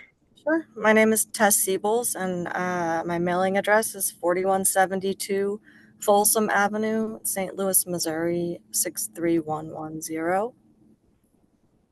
Okay, go ahead with your testimony. Okay. I'm a resident of the neighborhood. My home basically sits directly across the street from the City Garden Montessori School's playground area, which Brent mentioned earlier is essentially adjacent to this property. When I look out the front windows of my home, most of what I can see is this very large vacant property. All of the windows are boarded up. It's pretty unsightly. And additionally, the vacant properties in our neighborhood often attract things like graffiti and littering and trespassing.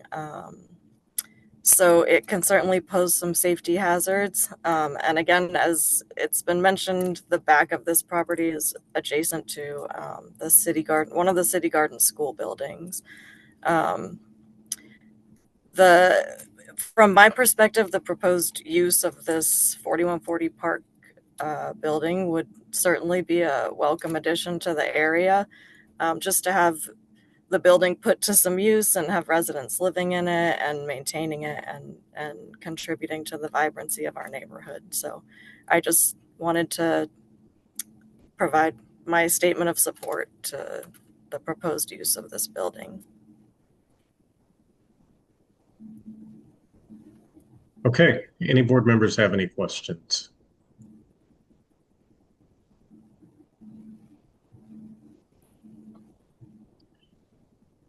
Thanks, Ms. Siebels. Thank you. Is there anyone else here to testify in favor of this appeal?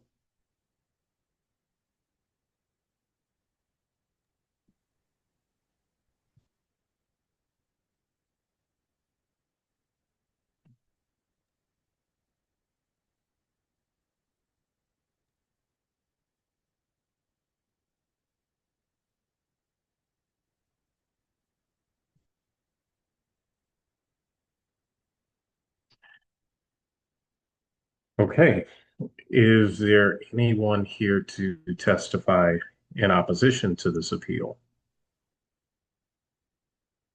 Yes, I am, and I'm wondering if I can go first as I have a doctor's appointment in 2 minutes. Absolutely. This is Kimberly Marcus. Ms. Marquez, sure, go ahead. Let's get you sworn in. Okay, thank you. Ms. Marcus, because you're on the phone, can you please verbally confirm if your right hand is raised?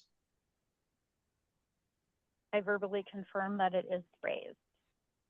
Do you swear or affirm that the testimony you're about to give will be the truth, the whole truth, and nothing but the truth? I do. Thank you. Okay, Ms. Marquez, can you state your name and mailing address for the record? Kimberly Marcus, 4241 Blaine Avenue, St. Louis, Missouri, 63110. Okay, proceed with your testimony. I believe there is an industrial company on either side of where these apartment units would be. And I don't feel it's a safe place for people to reside. And the comment from Brent about how it would probably just be used for storage, I think is inaccurate, as I believe Willert, the company that's on either side of the apartment complex, would gladly buy that space. Second, UIC has done a lot of work in the neighborhood, including apartments.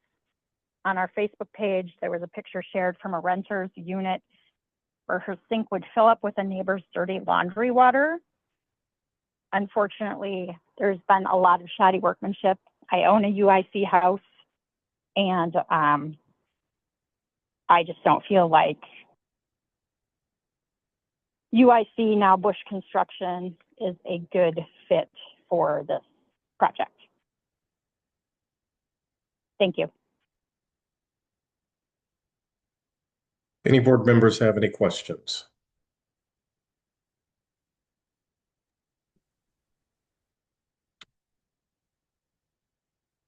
Okay, thank you, Ms. Marquez. All right, Mr. Edwards. Yes, sir. My hand is up to be sworn, Chairman, if you like. Do you swear or affirm that the testimony you're about to give will be the truth, the whole truth, and nothing but the truth? I do. Okay, Mr. Edwards. Thank you so much, Mr. Chairman. If you could state your name and mailing address for the record. My name is Jimmy Edwards. I'm an attorney with Lashley Bear Law Firm at 714 Locust Street, 63101. Okay, sir, proceed. Members of the board, with all due respect, on July 9th, 2025, this matter came before the Board of Adjustment for a public hearing concerning Britt Crittenden, manager of 4140 Park, LLC's proposed development at 4130 and 4140 Park Avenue. At that time, a full hearing was conducted in which both supporters and those opposed to Mr. Crittenden's request for the issuance of a permit to alter and develop the interior and exterior to create 73 apartments at 4130 and 4140 Park respectively were given the opportunity to present their statements and evidence. After due consideration, this board voted unanimously to deny the application.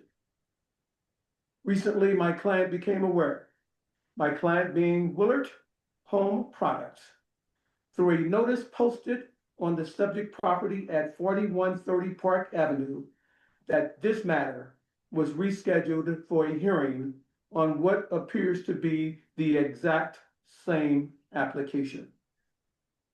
We kindly request further clarification from this board regarding the procedural grounds for this hearing, considering that the board has or had previously issued a final decision on the application.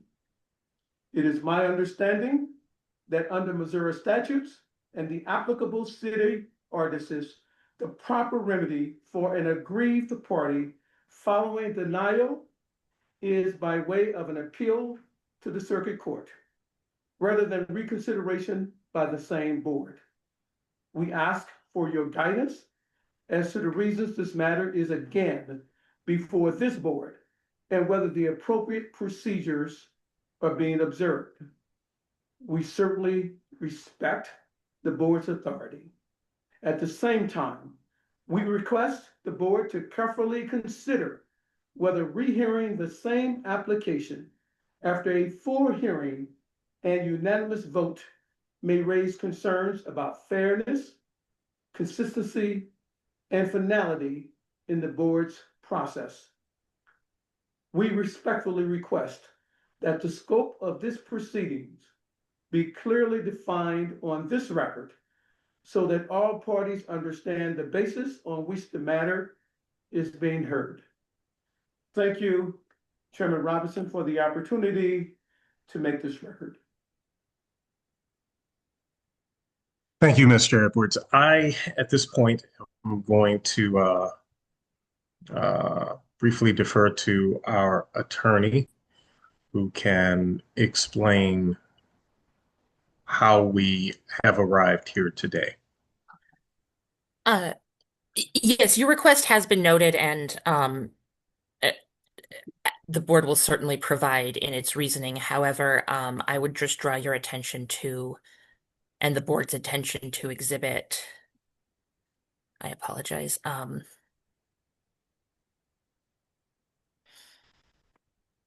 I believe it's N. Yes, thank you.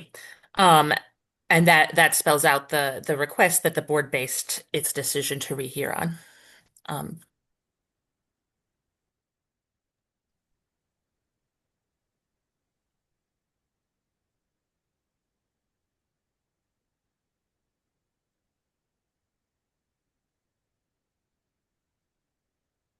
Is there an additional question?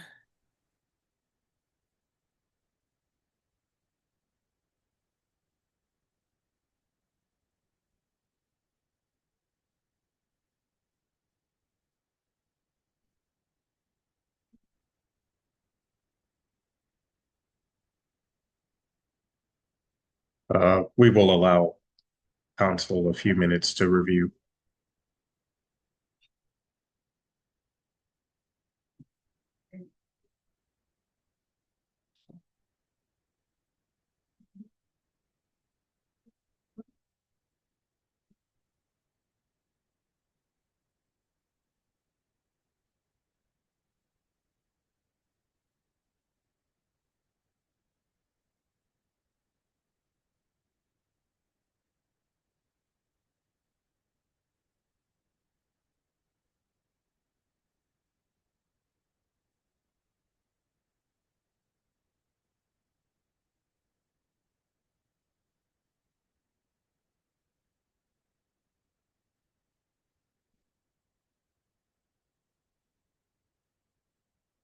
Mr. Edwards, do you have any further questions or testimony? at this point. You are muted, sorry. You're still muted. Chairman, can you hear me now? Yes. There will be no further statements following the reading of the pertinent parts of Exhibit M. Review. Okay. Is there anyone here to testify in opposition of this appeal?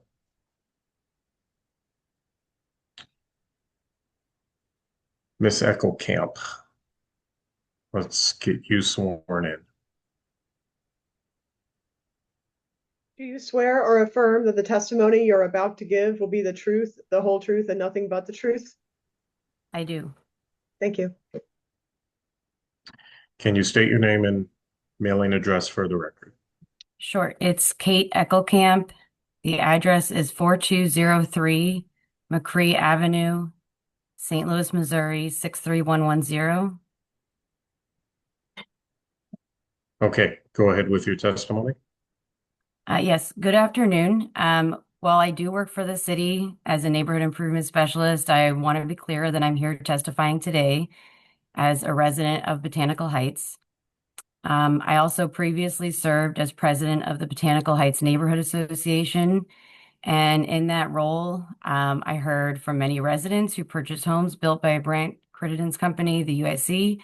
Numerous homeowners experienced serious construction and maintenance problems, including water damage caused by windows installed upside down, tuck pointing that was never completed to the second story, and poor use of materials, cheaper materials used, and workmanship issues.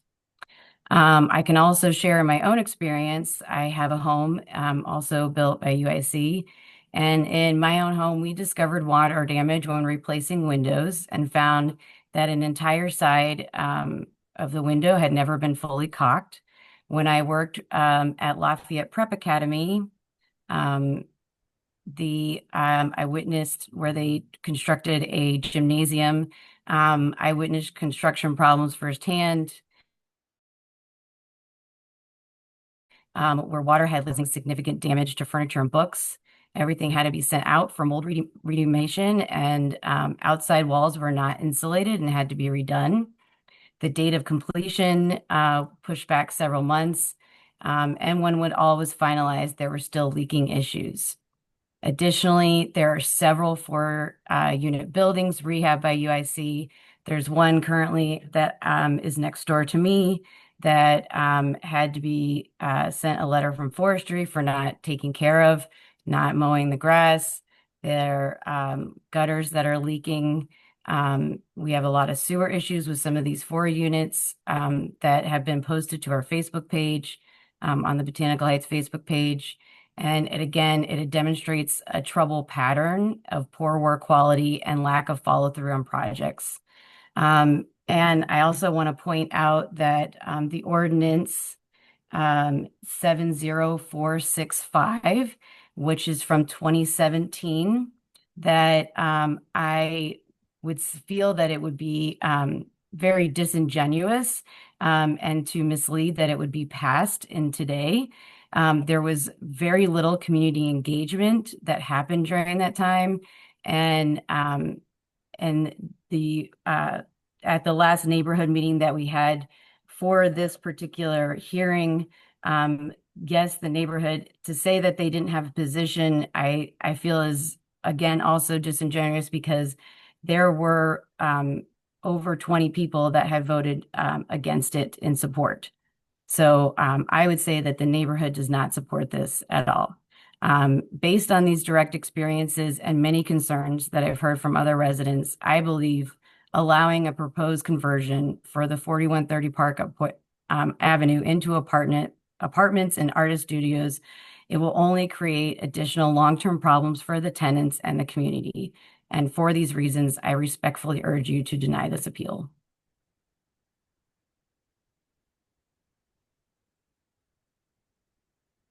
Any board members have any questions?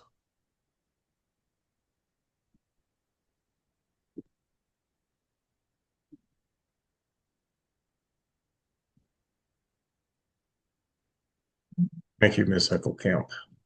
Thank you.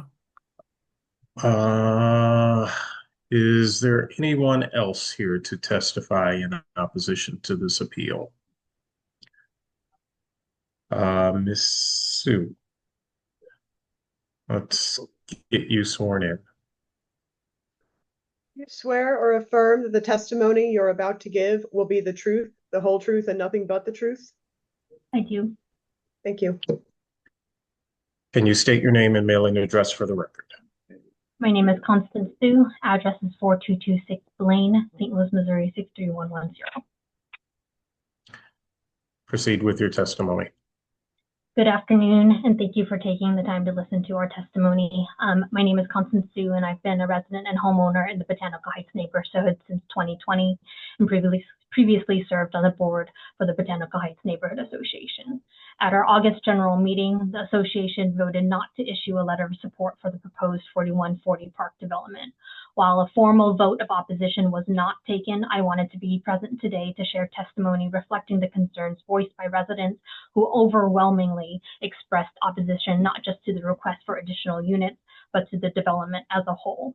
The concerns raised by residents are as follows. First, developer transparency and accountability. Residents have consistently experienced challenges working with Brent. Requests for support often come at the last minute, and information is not shared openly or in a timely way with the community. Earlier today, Brent shared that there was resident support in 2017, but that is not correct. He actually shared during our August meeting that there were no residents in attendance back in 2017 to voice our position.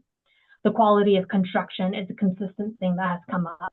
Numerous residents have reported serious issues with Brent-built buildings and homes in the Botanical Heights neighborhood, including water infiltration, mold, and other problems that raise significant concerns about the quality and long-term durability of his projects. Third, environmental and health risks. The proposed site is in a Zone K district and is surrounded by active warehouses. Neighbors have raised environmental and health concerns that remain unanswered, as Brent has not provided clear information about the potential remediation or plan for remediation of these risks. Fourth, parking and emergency access. Residents are concerned about congestion, especially given the frequent presence of semi-trucks that block the only street leading to the site. This raises serious safety concerns about whether ambulances and other emergency vehicles and whether or not they will be able to reach future residents in a timely manner. And lastly, tax abatement concerns. While we are proud of the revitalization of the Botanical Heights neighborhood, the continuation of a tax abatement first granted in 2017 for this project feels inappropriate.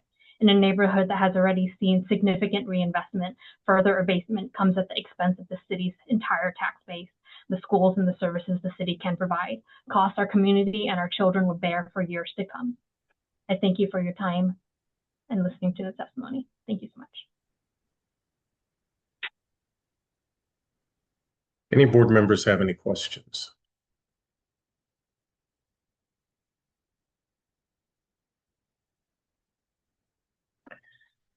Thank you, Ms. Sue.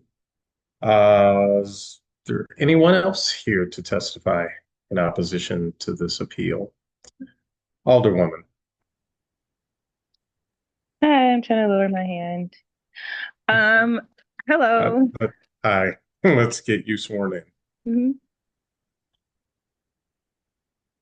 Swear or affirm that the testimony you're about to give will be the truth, the whole truth, and nothing but the truth? I do. Thank you.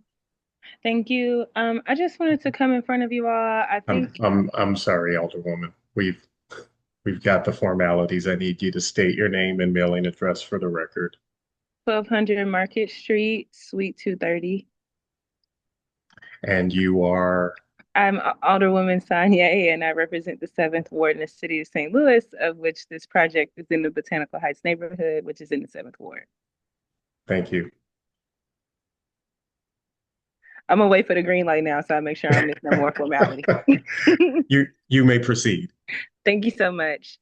You guys have heard the testimony from the neighborhood on both sides. So I really just want to come and kind of do my job and voice what I've kind of heard along the way. I do just want to make sure that I give some facts on the situation. And I know it says in support or in favor. And I'm not exactly in one position or the other, but I wanted to get some updates because I know last time I came and I was definitely in opposition, and a lot of that had to do with the community engagement component because they hadn't had any communication with the neighborhood, and I hadn't been able to engage them much either.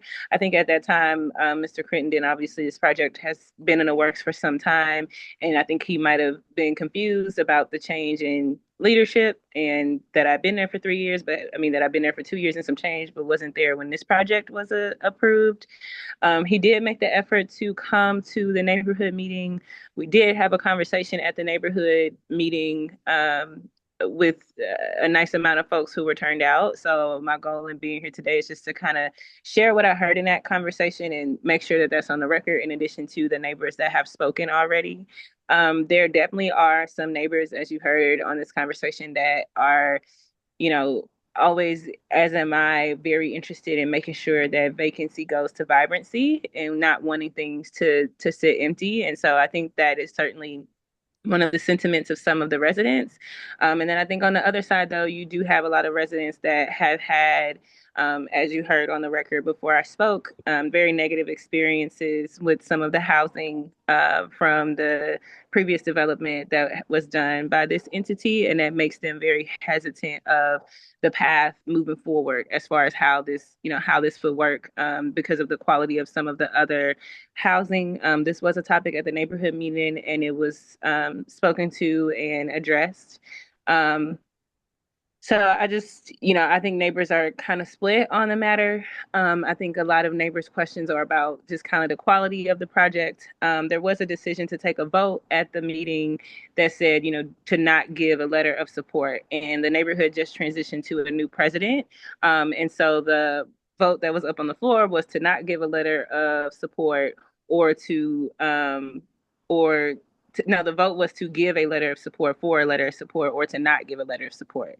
The neighborhood voted to not give a letter of support. But then later on, with the new leadership, it was just kind of some confusion on like, well, that's not exactly opposition because it's not letter of support.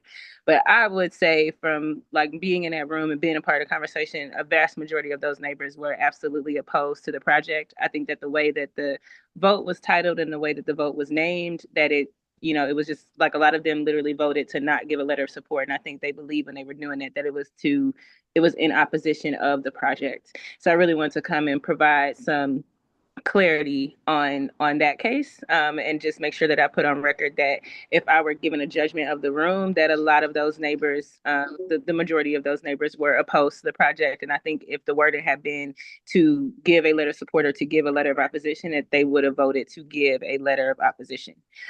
Some of the things that came up, there's definitely questions about the longer term plans for the building, some concerns about, would it be sold, would it not be sold? There was definitely some concerns about what the project kind of is in vicinity to and what that would mean for traffic flow and things of that area.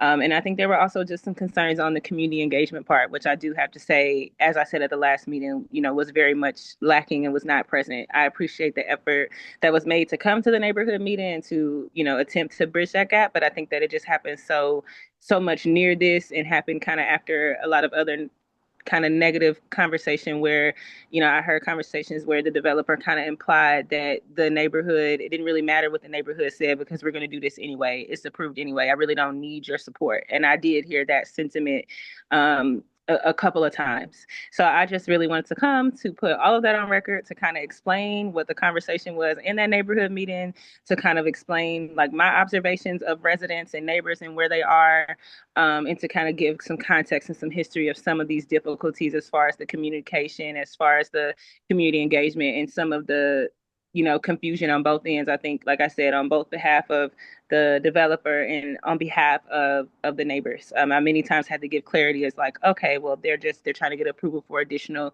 units. They're not necessarily the project itself has been approved.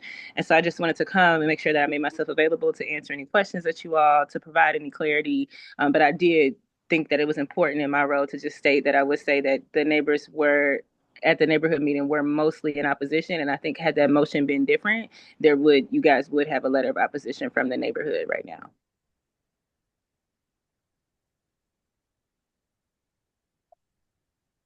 Any board members have any questions for the Alderwoman?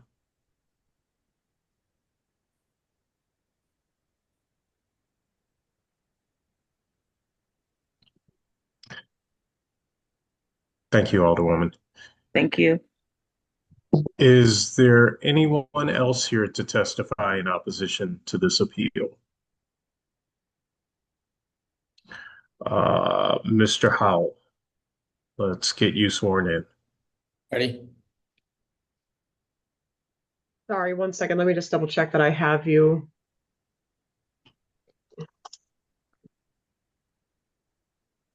Apologies. Give me 1 second. This is just for accuracy of the record. Do you swear or affirm that the testimony you're about to give will be the truth, the whole truth, and nothing but the truth? I do. Thank you. Hi, I am. Okay. Go ahead, Mr. Howell. Thank you. My name is Logan Howell. I work at 4041 Park Avenue. I am the president and shareholder of Kritzis Industries. Our building is located about 3 parcels down from the projected site. We are not only a warehouse, but a manufacturing facility, family-run business. We've been in operation since 1949 in St. Louis, and we've occupied our current building on Park Avenue since the early 1970s. We're in opposition to the proposal. Being a manufacturing company on Park, this apartment complex would be inconsistent with the rest of the businesses on Park Avenue. Heading west from the 39th block of Park Avenue is entirely industrial complexes. There are no other residential complexes down here, and it's a one-way street in and out and dead ends near the apartment complex. So while it is part of the Botanical Heights neighborhood, it is geographically separated by buildings and structures that don't connect it in any other way except passing through the industrial complex. On that street on Park Avenue, there's upwards of over 100 semi-trucks entering and leaving every single day. So the traffic flow is different from any other neighborhood street in the area. Getting those trucks in and out of buildings often requires those trucks to block the street entirely for quite a while. I've seen this street be blocked for hours at a time during certain circumstances. That would make getting an additional 73 residences in and out extremely troublesome for all the businesses operating down here. Brent Crittenton has never approached us to discuss the situation. You would think as someone who was attempting to build within the industrial park, he would reach out to the industrial park owners and operators. That conversation never happened. He makes a point that the warehouse could not be used as a warehouse when the entire street is filled with warehouses. Ourselves having to rent multiple other warehouses within the city because we're already at capacity in our current place. So that could be easily utilized as warehousing for our business and I'm sure other businesses in the area. It also, I think, poses a safety hazard for residences having to walk up and down those streets. Those streets, again, are heavily trafficked with semi-trucks and other heavy equipment. Often with poor visibility between the tall brick buildings that would pose a significant hazard for any residents walking up and down that street. And that's all my testimony. Thank you. Any board members have any questions?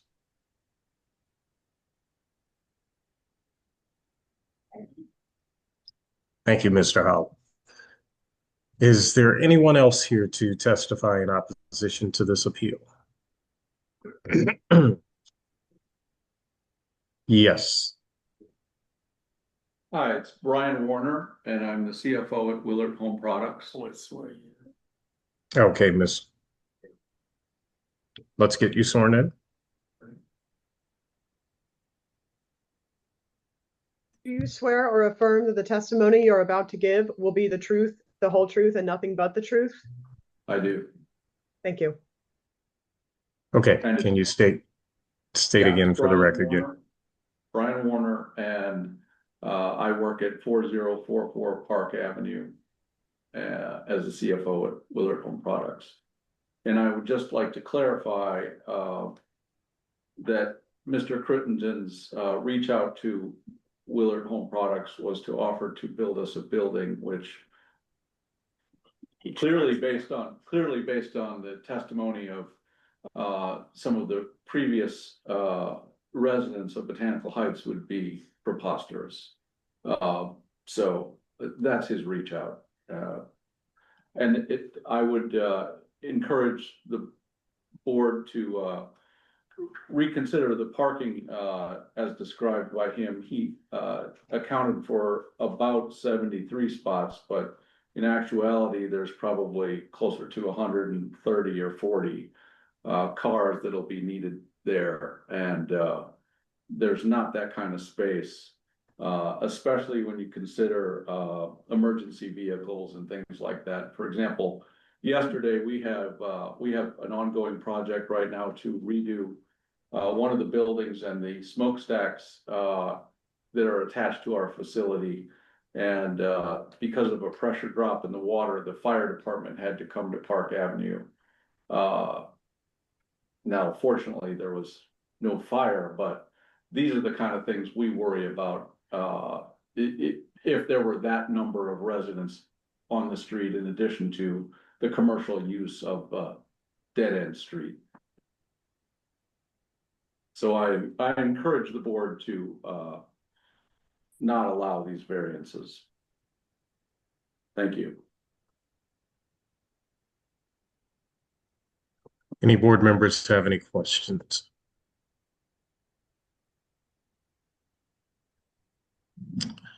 Thank you. Is there anyone else here to testify in opposition to this appeal? Yes, Mark Levison, Chairman. Okay, Mr. Levison, let's get you sworn in. Mr. Levison, I can't visually see you, so can you confirm that you're right-handed? Oh, there you are, sir. Do you swear or affirm that the testimony you're about to give will be the truth, the whole truth, and nothing but the truth? I do. Thank you. So at the Okay, outset, Mr. Levison, let's get your name and mailing address for the record. sure. Mark Levison, Levison, at 714 Locust Street, Lashley Bear, St. Louis, Missouri, 63104. Or 63101, I'm sorry. That was my home address. No problem. Proceed, sir. All right, well, thank you for this opportunity, Chairman Robinson and members of the Board of Adjustment. Before I go further, Judge Edwards had asked, and we understood that this letter requesting this rehearing, because we just weren't sure what the kind of procedures, what was being asked, rebuttal, rehearing, whatever, be read into the record. I understood we were going to get that. Could we have that done now before I go with my last statement here of the day?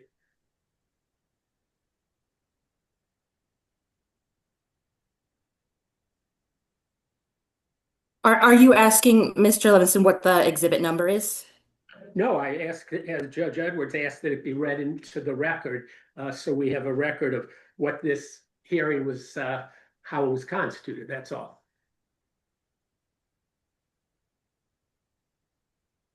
So the chair will enter that as an exhibit at the end, but since the board has had an opportunity to review that letter, we're not going to take the time to read it now.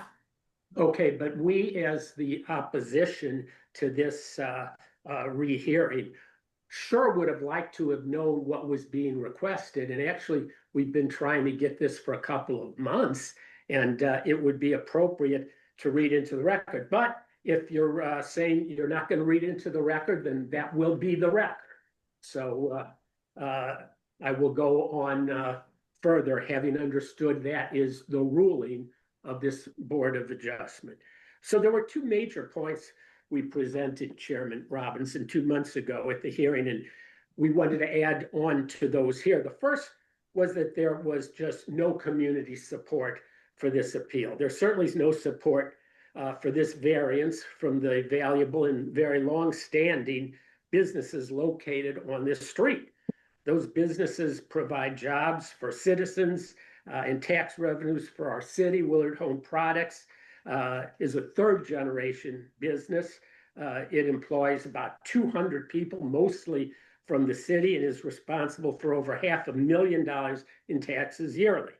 It's been located on Park Avenue for 75 years, occupying 430,000 square feet of manufacturing and warehouse space, shipping 120,000 pounds per day, 120,000 pounds from trucks operating its 10 docks on Park. It has annual sales of $110 million with over 120 million pieces of retail products produced and sold yearly. And of course, Willard Home Products is not the only business very upset by this proposal. Strong opposition has been lodged by other businesses. Critis Industries, the manufacturer of Goop, is against the development and addressed their concerns about increased traffic safety risks, parking in their letter, and Mr. Howell, its president, just testified here today. JD Street and Company submitted its opposition. It is a fourth generation family business in the petroleum industry. It's been located in St. Louis since 1884 and on Park Avenue since 1919, 106 years on Park Avenue. It blends and packages various motor oil, aviation fuel, and oil lubricants. The JD Street Company ships over 1.8 million gallons of products from its Park Avenue facility every year, 1.8 million gallons in trucks and rail cars. It contributes over $180,000 to the city in tax revenues yearly. And the chief financial officer of JD Street points out in his letter in opposition that introducing a very large number of residential pedestrians in the middle of this industrial street is, as to quote him, ill-advised. The board's also received a letter in opposition to the development from Owen Persley, a representative of C.L. Smith and Company, its Hazardous Plus division located 4003 through 4021 Park Avenue. They've been located there for a half a century. In Mr. Persley's letter, he says he represents owners of many other buildings in the commercial area. He points out that their daily operations involve entrances and exits from 403 to 421 Park facility of tractor trailers on an ongoing basis, shipments, pickups, and trailer swaps at a rate of sometimes over 30 a day. And the next time you're on the street, take a look at these Walmart trucks. These are really, really big trucks on a really, really narrow street. It's more than understandable that the thriving, tax-paying commercial businesses are extraordinarily uncomfortable with dropping a housing development, which is prohibited without a variance in K zoning, into the middle of this long-established commercial area.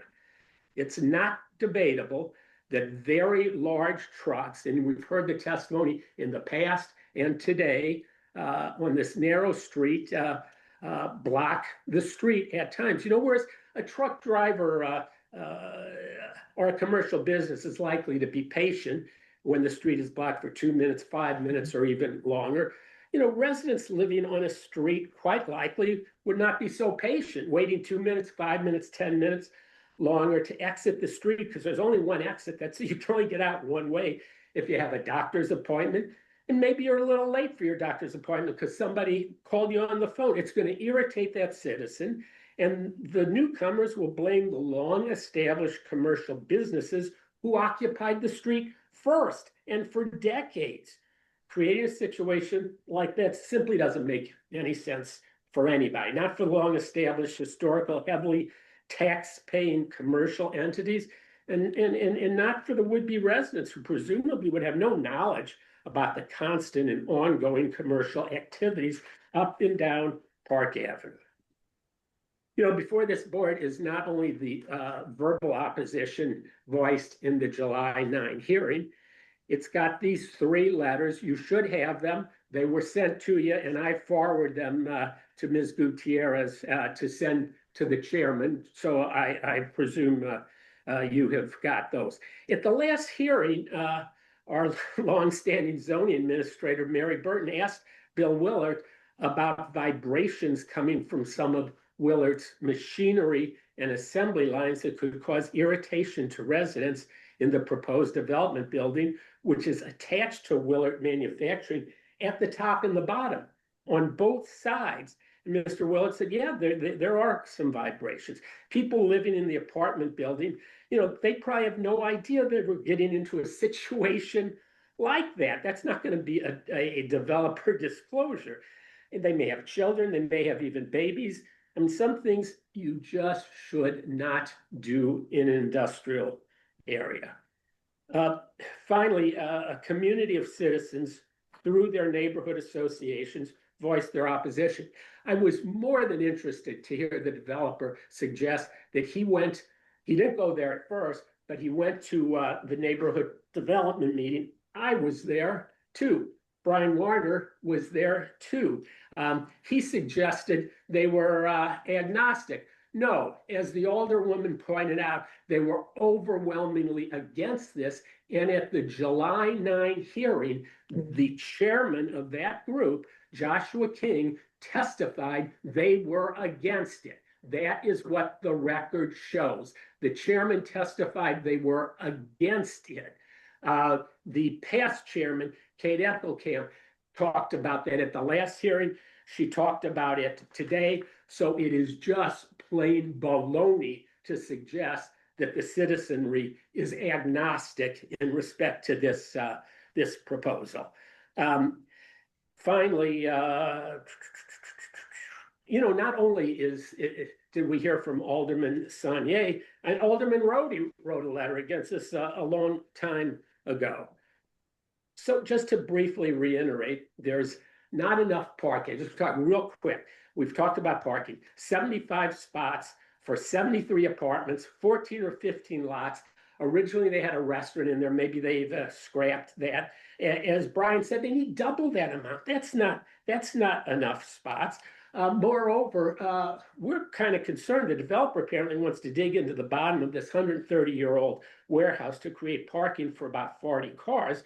But the developer's buildings, as we all know, are attached. So what happens if they dig into that and the front drops off his building? It causes damages to the buildings next door. It's questionable. It's across from the railroad switching station yard, which we had testimony that sometimes a dozen trains, they don't turn them off. It's diesel, it's loud, it's smelly. Residential living on this street is just not remotely appropriate. And there's no ingress, egress from the back and not much from the front. Finally, procedurally, Judge Edwards spoke to this group about the procedural concerns and lack of information. We simply wanted to know the basis for this hearing and the parameters of it. I mean, it's a normal request. We asked the city for any written request that set this hearing, because at first we heard it was a rebuttal.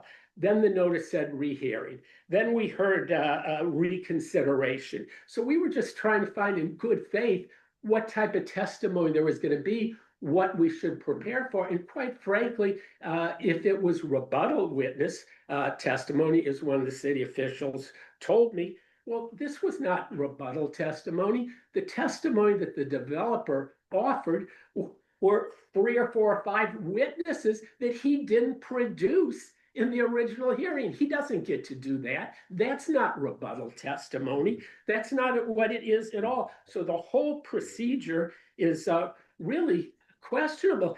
And finally, we asked to know what it was. The city attorney told us she didn't need to tell us the grounds. She told us we didn't get to see the written request if there was one. I've written 2 letters in protest, one on Monday, one on Tuesday, saying, for Pete's sakes, these are citizens of this city who pay lots of money for taxes, employ lots of people. The least they deserve is to know what the procedures are and how this hearing was going to be set up.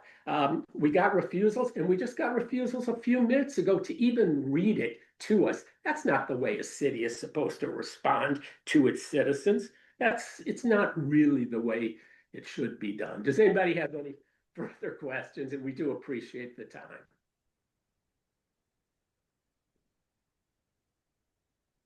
Any board members have any questions?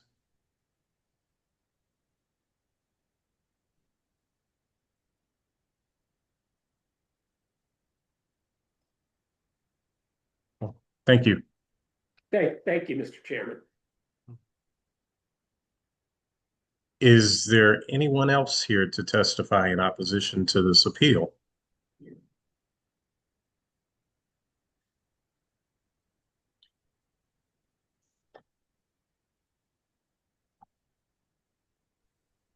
Mr. Chairman, I believe there's some false Mr. testimony given. Crittenden, Mr. Crittenden, I will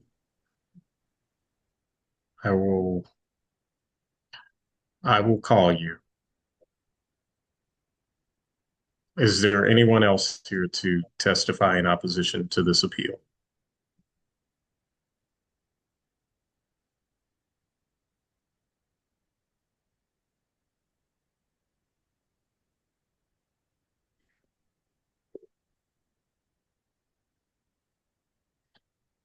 Okay, hearing none. At this time, Mr. Crittenden, I am going to allow yourself and your counsel, if needed, time to rebut.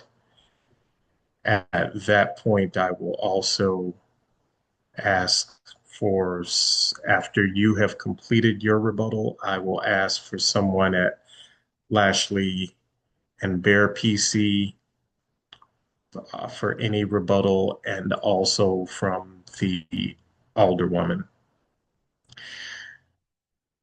Mr. Crittenden, you can proceed.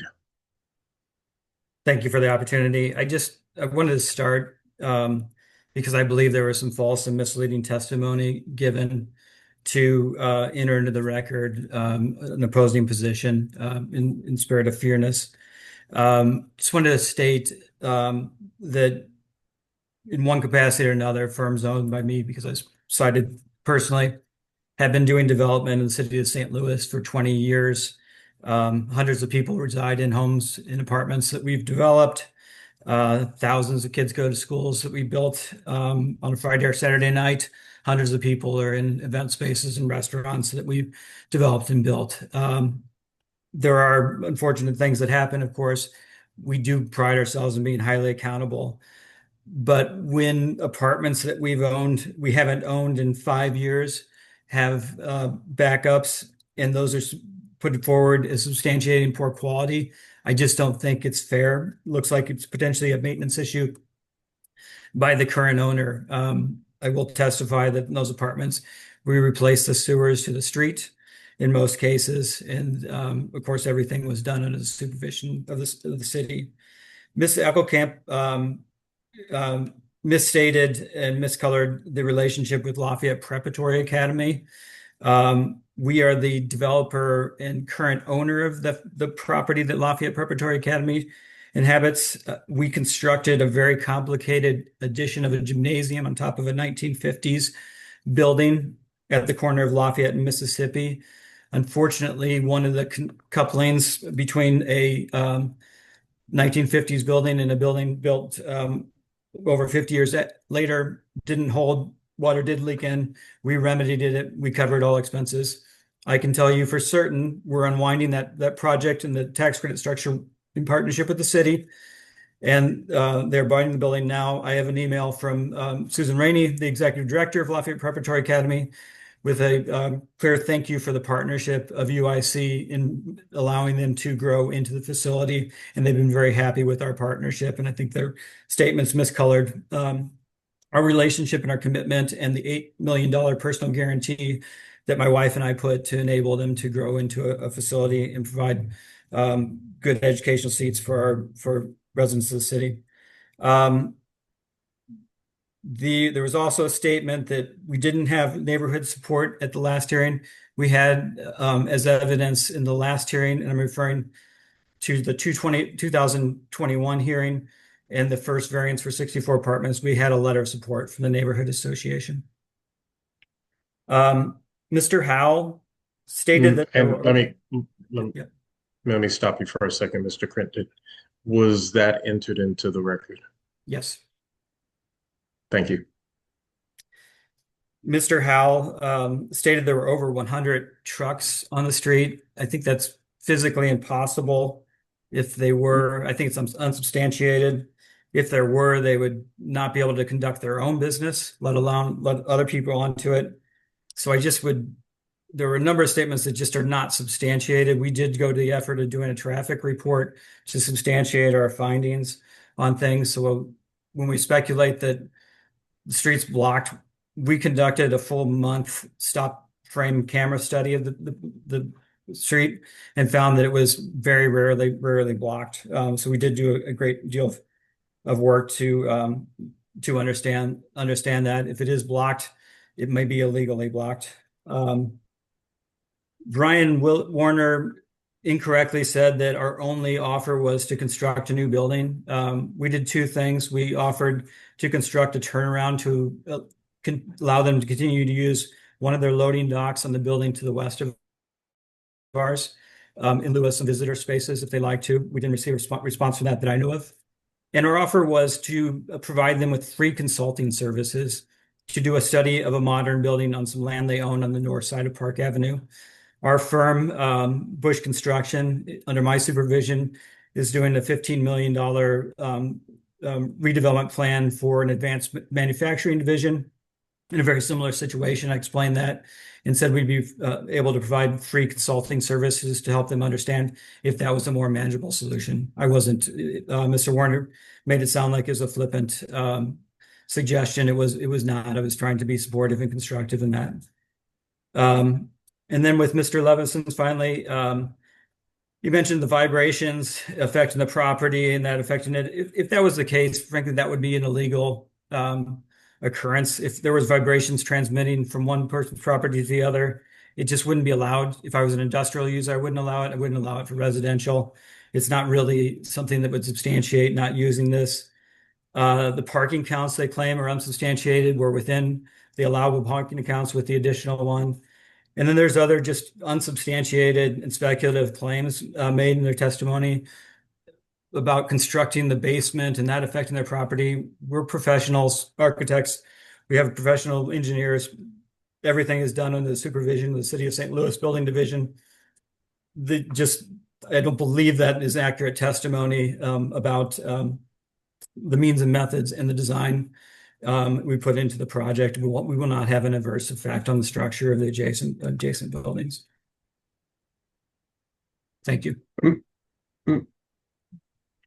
Okay, Mr. Critton. There was just one item that you mentioned that I'm trying to get some clarification on. If there's manufacturing happening in a building, and said building is within 10, 12 feet of the other, depending on the manufacturing, there seems to logically be, depending on the manufacturing, an opportunity for vibration. Can you clarify how you know that that's an inappropriate testimony? Yeah, well, I can substantiate that I've spent a considerable amount of time in this building. Mr. Willett's building to the west of us, as far as I know, is mostly unoccupied other than storage. The building to the east of us is mostly occupied, except for the residence that Bill Willert has on the top floor of that building that he constructed during the I-64 road construction. So he does have a residence on that end of the building, that end of the property. So there's no noticeable vibration that I know of. But in a normal condition, as an architect, if I were building a industrial facility and I had a piece of equipment that had vibration, I would be obligated, and my engineering staff would be obligated to isolate and control that vibration within the premises of my property. I would not be allowed to let vibrations transmit out and through other properties, and there's means to do that. That's just basic. You wouldn't be allowed.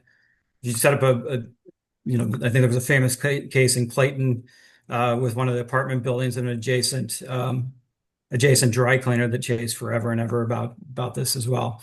It would be on that manufacturer to isolate if they did install that equipment and prevent that vibration from transmitting to the adjacent property, and also to adhere to all noise and other code requirements. Right. So my question would be, well, probably several questions. One, with a manufacturer that has been in a building for decades, what our building code looks like today is substantially different than it might have looked like 50 or 100 years ago. So if there is machinery that has been in place prior to us that does in fact create this, but this whole area was designed as industrial, and as such, if we have said vibrations, but we're in an industrial area that allowed for that previously, where does that leave us today? So let's run a counter factual.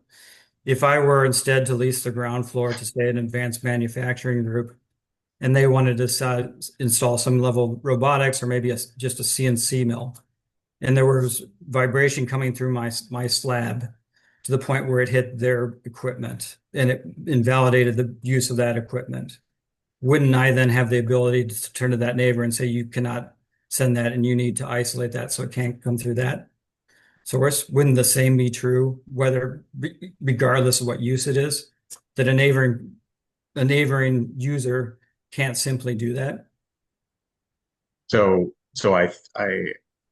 I believe that if you were constructing, rehabbing a new building and putting a new manufacturer in there, absolutely.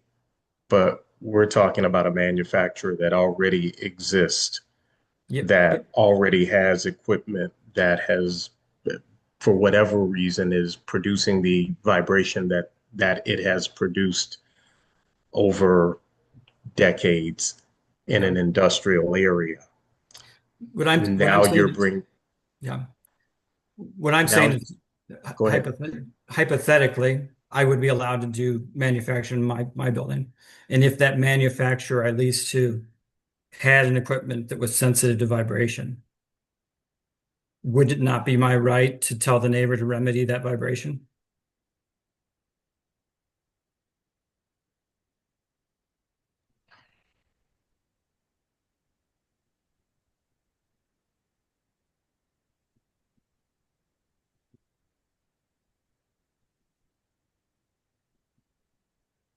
I'll think on that one.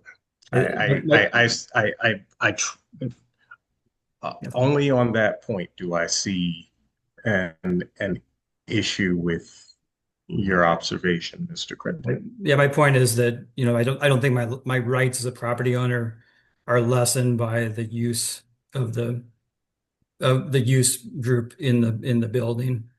And I've done a full photographic study. Well, Mr. Crittenden, I think actually the reason zoning exists is such that you don't have a use group that would impede on something like a residential use group. So I disagree with you there. That's exactly what zoning is for, to avoid this particular situation. I'm saying that the underlying vibration is the illegal act from the neighbor.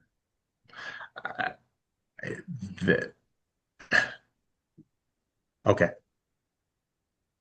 The other fact on it is I had Mr. Willet's property to the west under contract and to redevelop as residential. And in that, he allowed me to make application for federal historic tax credits.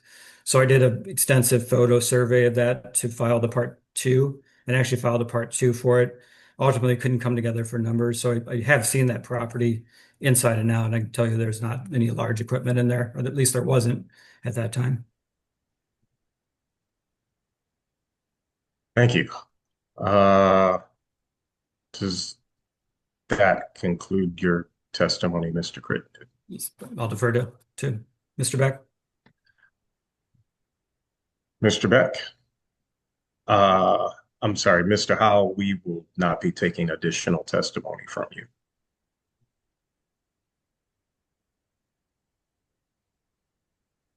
Can I go ahead, Chairman? Yes. I just want to follow up on your conversation, maybe provide some support for Mr. Crittenden's position. You know, if there is current vibration coming through an existing building, whether it's a pre-existing use or not, that vibration may be a private nuisance, it may be a public nuisance. And regardless of what the use of the neighbor is, you know, that nuisance is still existing. Even if the user is compliant with you know, regulatory zoning codes, there may still be a nuisance that Mr. Crittenden is pointing out that he has a right as a property owner to protect against, or has a claim potentially. So that might help parse between your conversation where you guys were at. No, I completely understand that. And I think the board will take under its consideration the fact that that is a possibility, given that we are now trying to put residences in an industrial zone. Yes. I appreciate your opportunity and your understanding. Thank you. Thank you, Mr. Beck. And does that conclude your testimony? I have nothing further at this time. Okay. All right. I will now hear from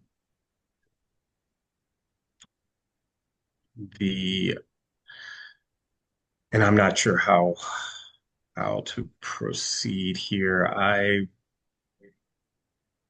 would like, if the Alderwoman would like to rebut anything that has been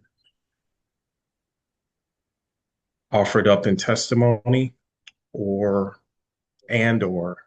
Lashley and Bear PC. And does not matter to me who proceeds first. We'll yield to the Alderwoman, Alderperson, if she wants to go, sure. Alderwoman Sanye. This is her legislative assistant. She will not be coming back.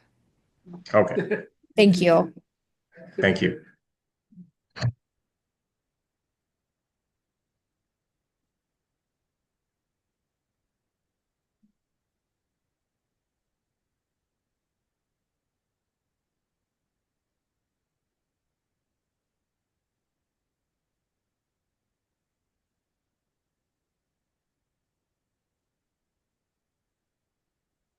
Gonna call her.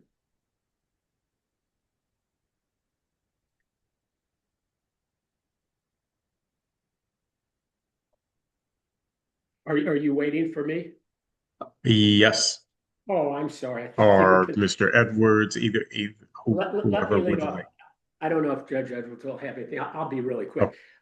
First of all, the developer spent the first half or so defending attacks on his past work. I always like when that's the position a developer is in. Then he took to the vibration issue. And, you know, really, I think, Chairman, you hit the nail right on the head. And this is a really good example of what can happen when you put a bunch of residents in the middle of a commercial and industrial area. Now, the vibration, some could come from, well, but I think that also Bill was talking about all these trains that make a horrible racket and a horrible vibration and stay in a smell and stay there for a long time. The developer's testimony about what's legal and illegal, obviously, we disregard because, you know, he's not a lawyer trained in that. Could there somehow be a nuisance, as opposing counsel suggested, related to something? Yeah, we talked about the streets being blocked.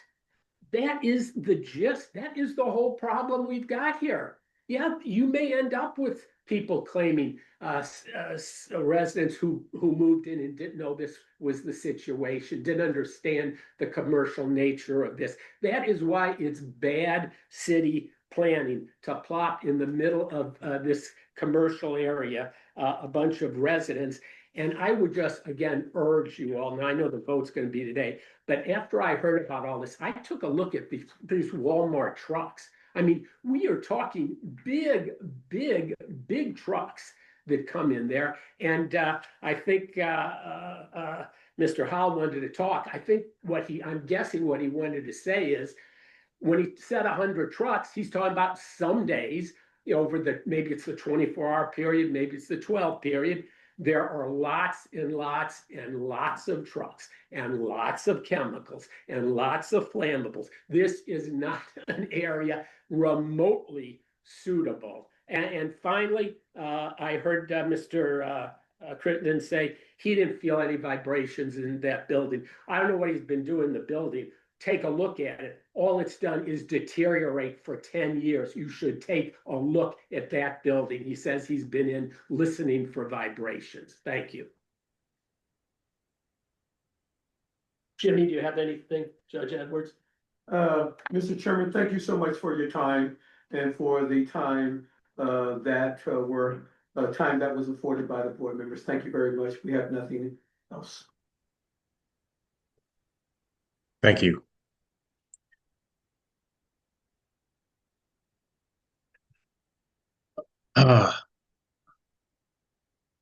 With that, I will now enter into the record exhibits. Certified copy of the zoning ordinance. Mr. Chairman, Yes, we've already admitted A through M, so you can start with N if you want to. thank you. Starting with N. Email from petitioner requesting a rebuttal. Meeting notice letter for September the 10th, 2025. City Journal public notices for September 10th, 2025. Photographs for September 10th, 2025. Memorandum submitted by petitioner. Pages 118 and 119 of the strategic land use plan submitted by petitioner. UIC's Botanical Heights master plan submitted by petitioner. Blighting study submitted by petitioner. Redevelopment plan ordinance submitted by petitioner. State historic tax credit award submitted by petitioner. Economic impact study submitted by petitioner. Property tax abatement award submitted by petitioner. Letter of support for the Missouri historic tax credits for the project from President of the Board of Alderman Megan Green submitted by petitioner. Highest and best use analysis submitted by petitioner. Traffic generation letter submitted by petitioner. Letter of opposition with map from Joseph S. Higgins, Chief Financial Officer, JD Street and Company, Inc. Letter of opposition signed by Logan T. Howell, President, Kritzis Industries, Inc., and signed by Blake W. Kritzis, Chairman of the Board, Kritzis Industries, Inc. Email letter of opposition from Owen D. Pursley, and a letter from Attorney Mark H. Levison with Lashley and Bear PC attorneys at law. And with that, I will consider this appeal having been heard. And with that, that concludes our testimonial portion of this hearing. We will now go into deliberations. Thank you, Lars, for your work on this. And board, shall we continue or take a 5-minute recess? Mr. Chairman, I need a recess. Okay. Thank you. We will take a 5-minute recess. It's 4:07. We will be back at 4:12.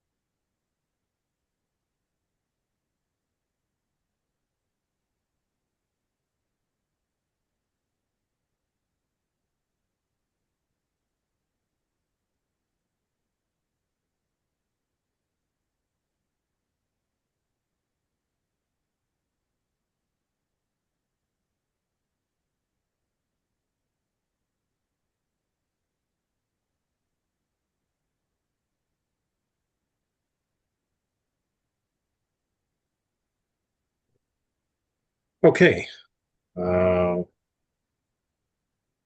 Let's begin deliberations. Appeal number 11966, 4532 Tower Grove Avenue.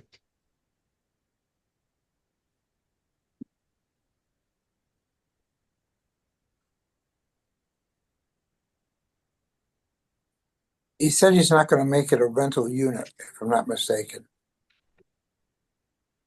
No. Can we hold him to that? So, Mr. Hitt, and for all the board, I just want to bring to your attention that we currently have legislation moving through the Board of Aldermen, and that legislation is in regard to accessory dwelling units.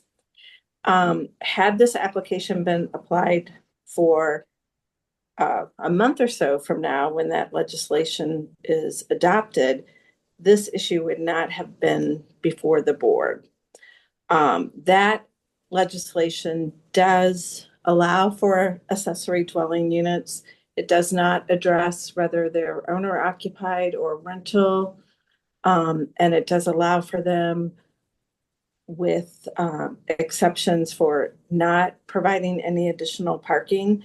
And the reason I bring this to your attention is because there has been a lot of communication centered around the rewrite of the zoning code and from interested parties about, particularly in light of the tornado, allowing for a variety of different housing types throughout the city and making it easier for people to do those housing types. So I just want you to consider that. Thank you. Thank you. So basically, Mary's saying, even if we were to deny this a month from now, they could reapply and just go right through anyway. A month from now, it wouldn't be here before you because everything about it would have been allowed. Yeah. Then I'll make a motion to approve. I'll second. Motion made by Mel, seconded by Joe. All of those in favor? Aye. Aye. Aye. All of those opposed? Motion carries. Findings, Mel? Will not be a detriment. Thank you. Thanks, Mel. Appeal number 11967, 729 Bate Street. I don't have a problem with subdividing that. That's just a good redevelopment. I don't have a problem with doing that. Do you need a motion on that? I'll make the motion. Go ahead, Mel. I did. I'll make a motion to approve. Okay. I'll second. Oh, go ahead, George. I'll second Mel. All right. Motion made by Mel, seconded by George. All of those in favor? Aye. Aye. Will not be. Opposed? Yeah. Will And not be a detriment. Should not be a detriment. Thanks, One Mel. moment. I have a question about the previous. Did I get this right? In the first one on Tower Grove, did Mr. Desimone make the motion and Mr. Klitzine second it? That is correct. Okay, thank you. Okay. Appeal number 11968, 4439 West Pine Boulevard. I will defer to my architects on this one.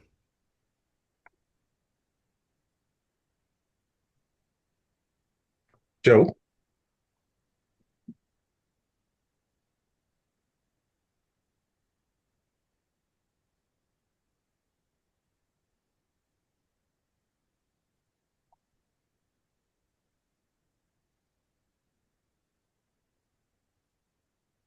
Well, same back as So I mean we've got a two-car garage character with three that additional doesn't. units, right? Yes. We're back basically the same thing as we had with the Mary. Is this the same thing as we had the first one where it's those alternate units or whatever it is? Number one. Accessory dwelling units. This Yeah, one's thank a you. little. Thank you. Is that the same as we're dealing with? I just want to make sure. I felt like there was some interference there, so I wanted to make sure I wasn't talking over anyone. This is a little bit different than the first one. What I neglected to mention about the ADU, I'm sorry, legislation that's moving for the process, it does only allow for one accessory dwelling unit on a lot. So if the same application came back to us after that legislation was passed, it would most likely be before you again. This one's also a little different because it's in our form-based code, which is an overlay, so it addresses carriage houses differently. Again, I defer to my architects.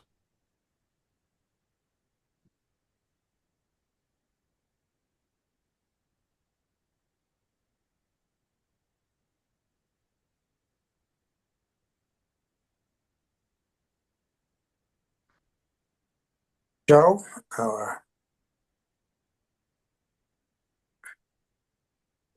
Joe, what do you think? Well,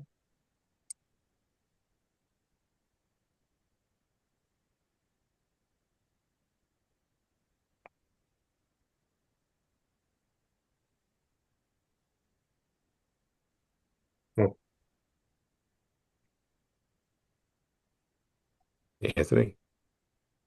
I am not sure. It's a carriage house, but it's got 3 units. Which to me really doesn't seem to be a carriage house. It seems to be more of an apartment building. It comes across like an apartment with a garage. Honestly, it's a 3-unit building. But you do have, I just looked back, we do have a letter of support from Alderman Browning. Yes. Yeah, there's definitely support for it. That's why I said I.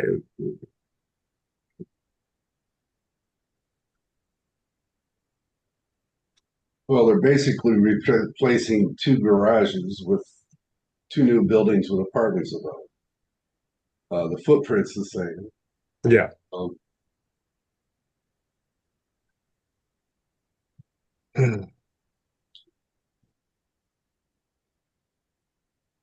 I have done numerous apartments above garages in this town.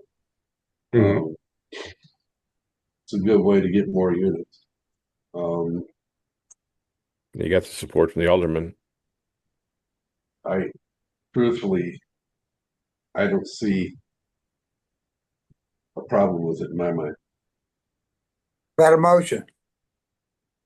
Make a motion to approve. And I'll second you. Motion made by Joe, seconded by George. All of those in favor? Aye. Aye. Aye. Motion passes. Findings, Joe? I hope it's not a detriment.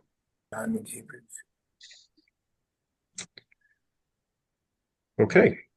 Appeal number 11971, 2708 South Jefferson. Mary, I got a question. If we tabled this, could they then submit their updated finding or updated drawings or whatever they have there? And nope. So there was testimony that actually said that the current drawings have been submitted. We've looked at what's most current.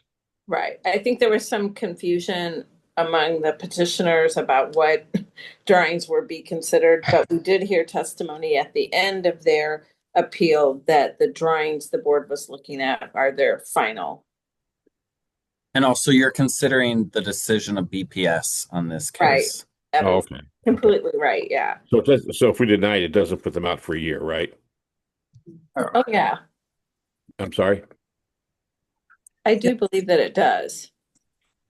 You're considering the BPS decision, but then they wouldn't be allowed. Well, no, it's not a revocation. So Yeah, That's what I'm saying sorry. is, what I do is that they've got better plans and they're going to go to the neighborhood organization, but I don't want to. What would happen is if you denied it, then they could come back and ask us to well, they could submit new plans. And then it just kind of depends on what happens with that new set of plans. If it needs a conditional use still, which ATMs do in that zoning district, then it would go back to BPS, and it would depend on what BPS did. So it may never come back to you. But it won't stop them from doing it. Won't put them down for a year. No. Right, because it's a conditional use permit, not a variance. Okay. Don, make a motion to uphold BPS. I'll second you on that. Motion made by Mel, seconded by George. All of those in favor? Aye. Aye. Aye. Aye.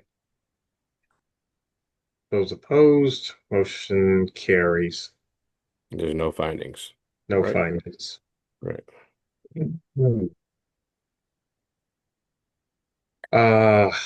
Appeal number 11949. I thought we were supposed to get rebuttal on this. Yeah, I've heard rebuttal, but then what we were submitted is a rehearing. 4130 Park Avenue.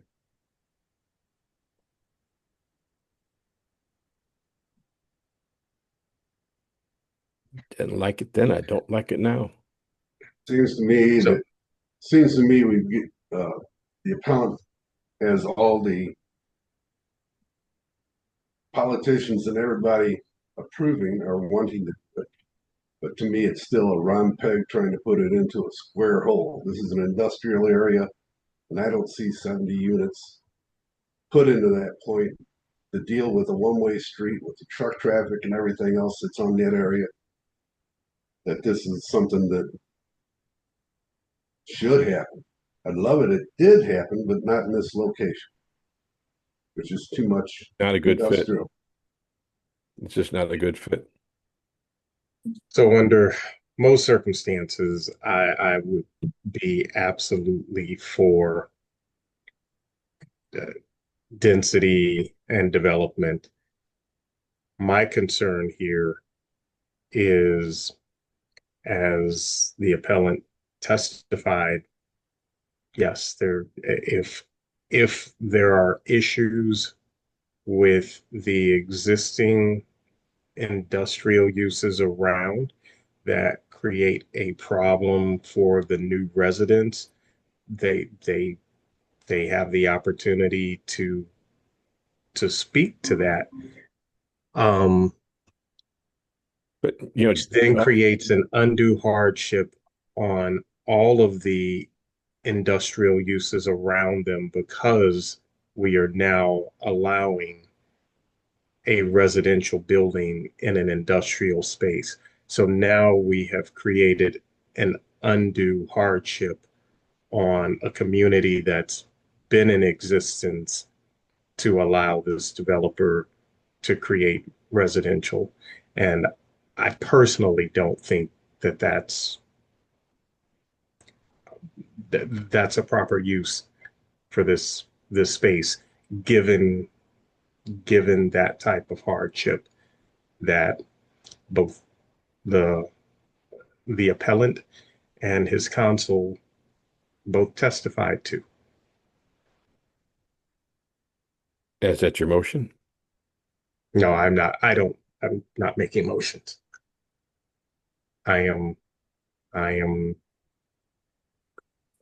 giving. Mel, you make the motion. I'll second. I'll make a motion to deny. I'll second you. Is the motion to Uphold the building BPS. commissioner? This is actually a denial of the building commissioner. Right. How do I word that? I uphold his To denial. uphold the denial of the building commissioner. That's what I do. That's my motion. Okay. I'll second it. Motion made to uphold the building commissioner's denial by Mel, seconded by George. All of those in favor? Aye. Aye. All of those opposed? Motion carries. Meeting minutes.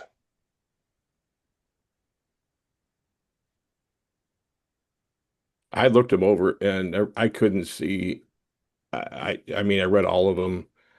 I would submit that, how do I do that, Mary? Approve. So you would ask that we approve the minutes as presented. Yes, as printed. Let me go back at the It's the August 27th. August 27th minutes as printed. I'll second it. Motion made by Mel, seconded by George. All of those in favor? Aye. Aye. Kind of like it feels like it was the Mel show today. It's all right. You guys did a good job and you earned your $75 for this meeting. Do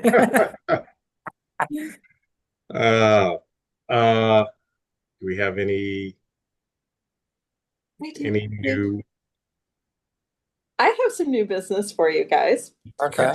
So can I ask either Dre or Evan to share their screen with our newest staff member that's in the room with you so I can introduce him?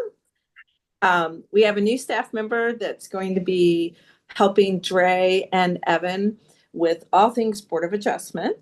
And his name is Robert Chapman. He's only been here for 3 days, so please be nice to him. I don't want to lose him already.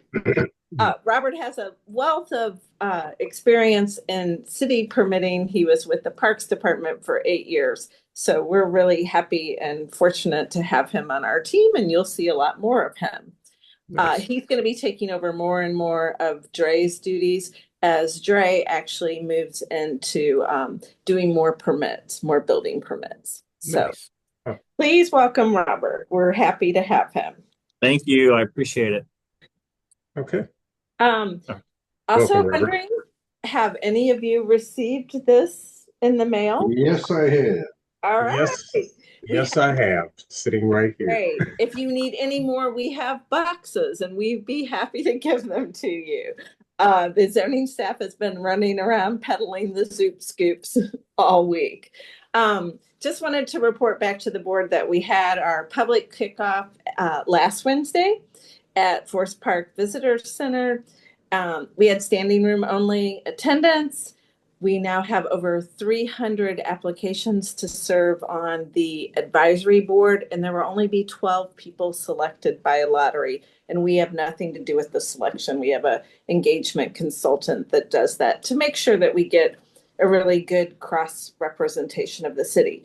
But do not fear, there will be plenty of opportunities to participate in the zoning upgrade. I think, and particularly in interest to Mr. Robinson and Mr. Klitzing and Mr. Desimone, there will be roundtables for architects, developers, realtors to give their input on, what are your current experiences with the code?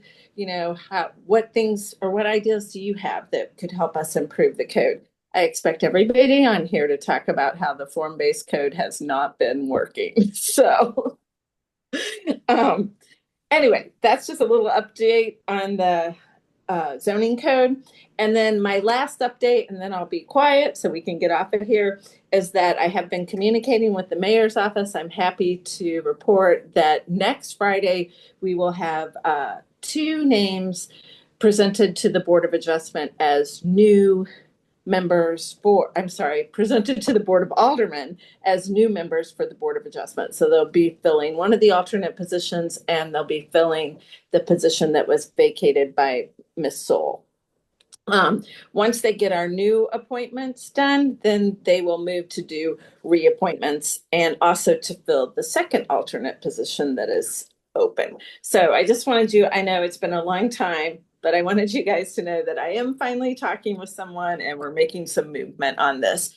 And as always, if you know people that are interested, please send them my way. I can put them in touch with the person in the mayor's office that is doing appointments. She's very responsive. She's been very nice to work with. So yeah, that's all I have for you guys. It looks Okay. like, and looks like November that I will be out for the month of November. We wish you well. I'm going to get a new knee. Thank God they still make parts for me, you know. Oh man. Wish you well. Speedy recovery. The bionic man. Yeah, I tell you, it's brutal. I finally started using a cane because I was getting bent over trying to hold on to things. It created a sciatica problem. So finally I did that. And my wife, unfortunately, she didn't get the cane I wanted. I wanted one with a flask in it. But she said, I didn't know they made such a thing. Oh yeah. but she wouldn't do that for me. So It's either that or get a sword or a gun built into your cane. Those are the options. Careful what you wish for. Christmas is not that far away. I know. Well, I wish for them to use that after by Christmas. Anyway, thank you guys. Yeah. Can I get a motion to adjourn? Well, I might as well make that one too. I make a motion to adjourn. I'll second it. All right. Motion made by Mel, seconded by Joe. All of those in favor? Aye. Aye. Bye, guys. We're next week, right, Mary? Yes, sir. Okay, We'll see you all thanks. next week. Thank you, everyone. Have a good day. Thank Bye, you. y'all. Okay. All right. See you guys.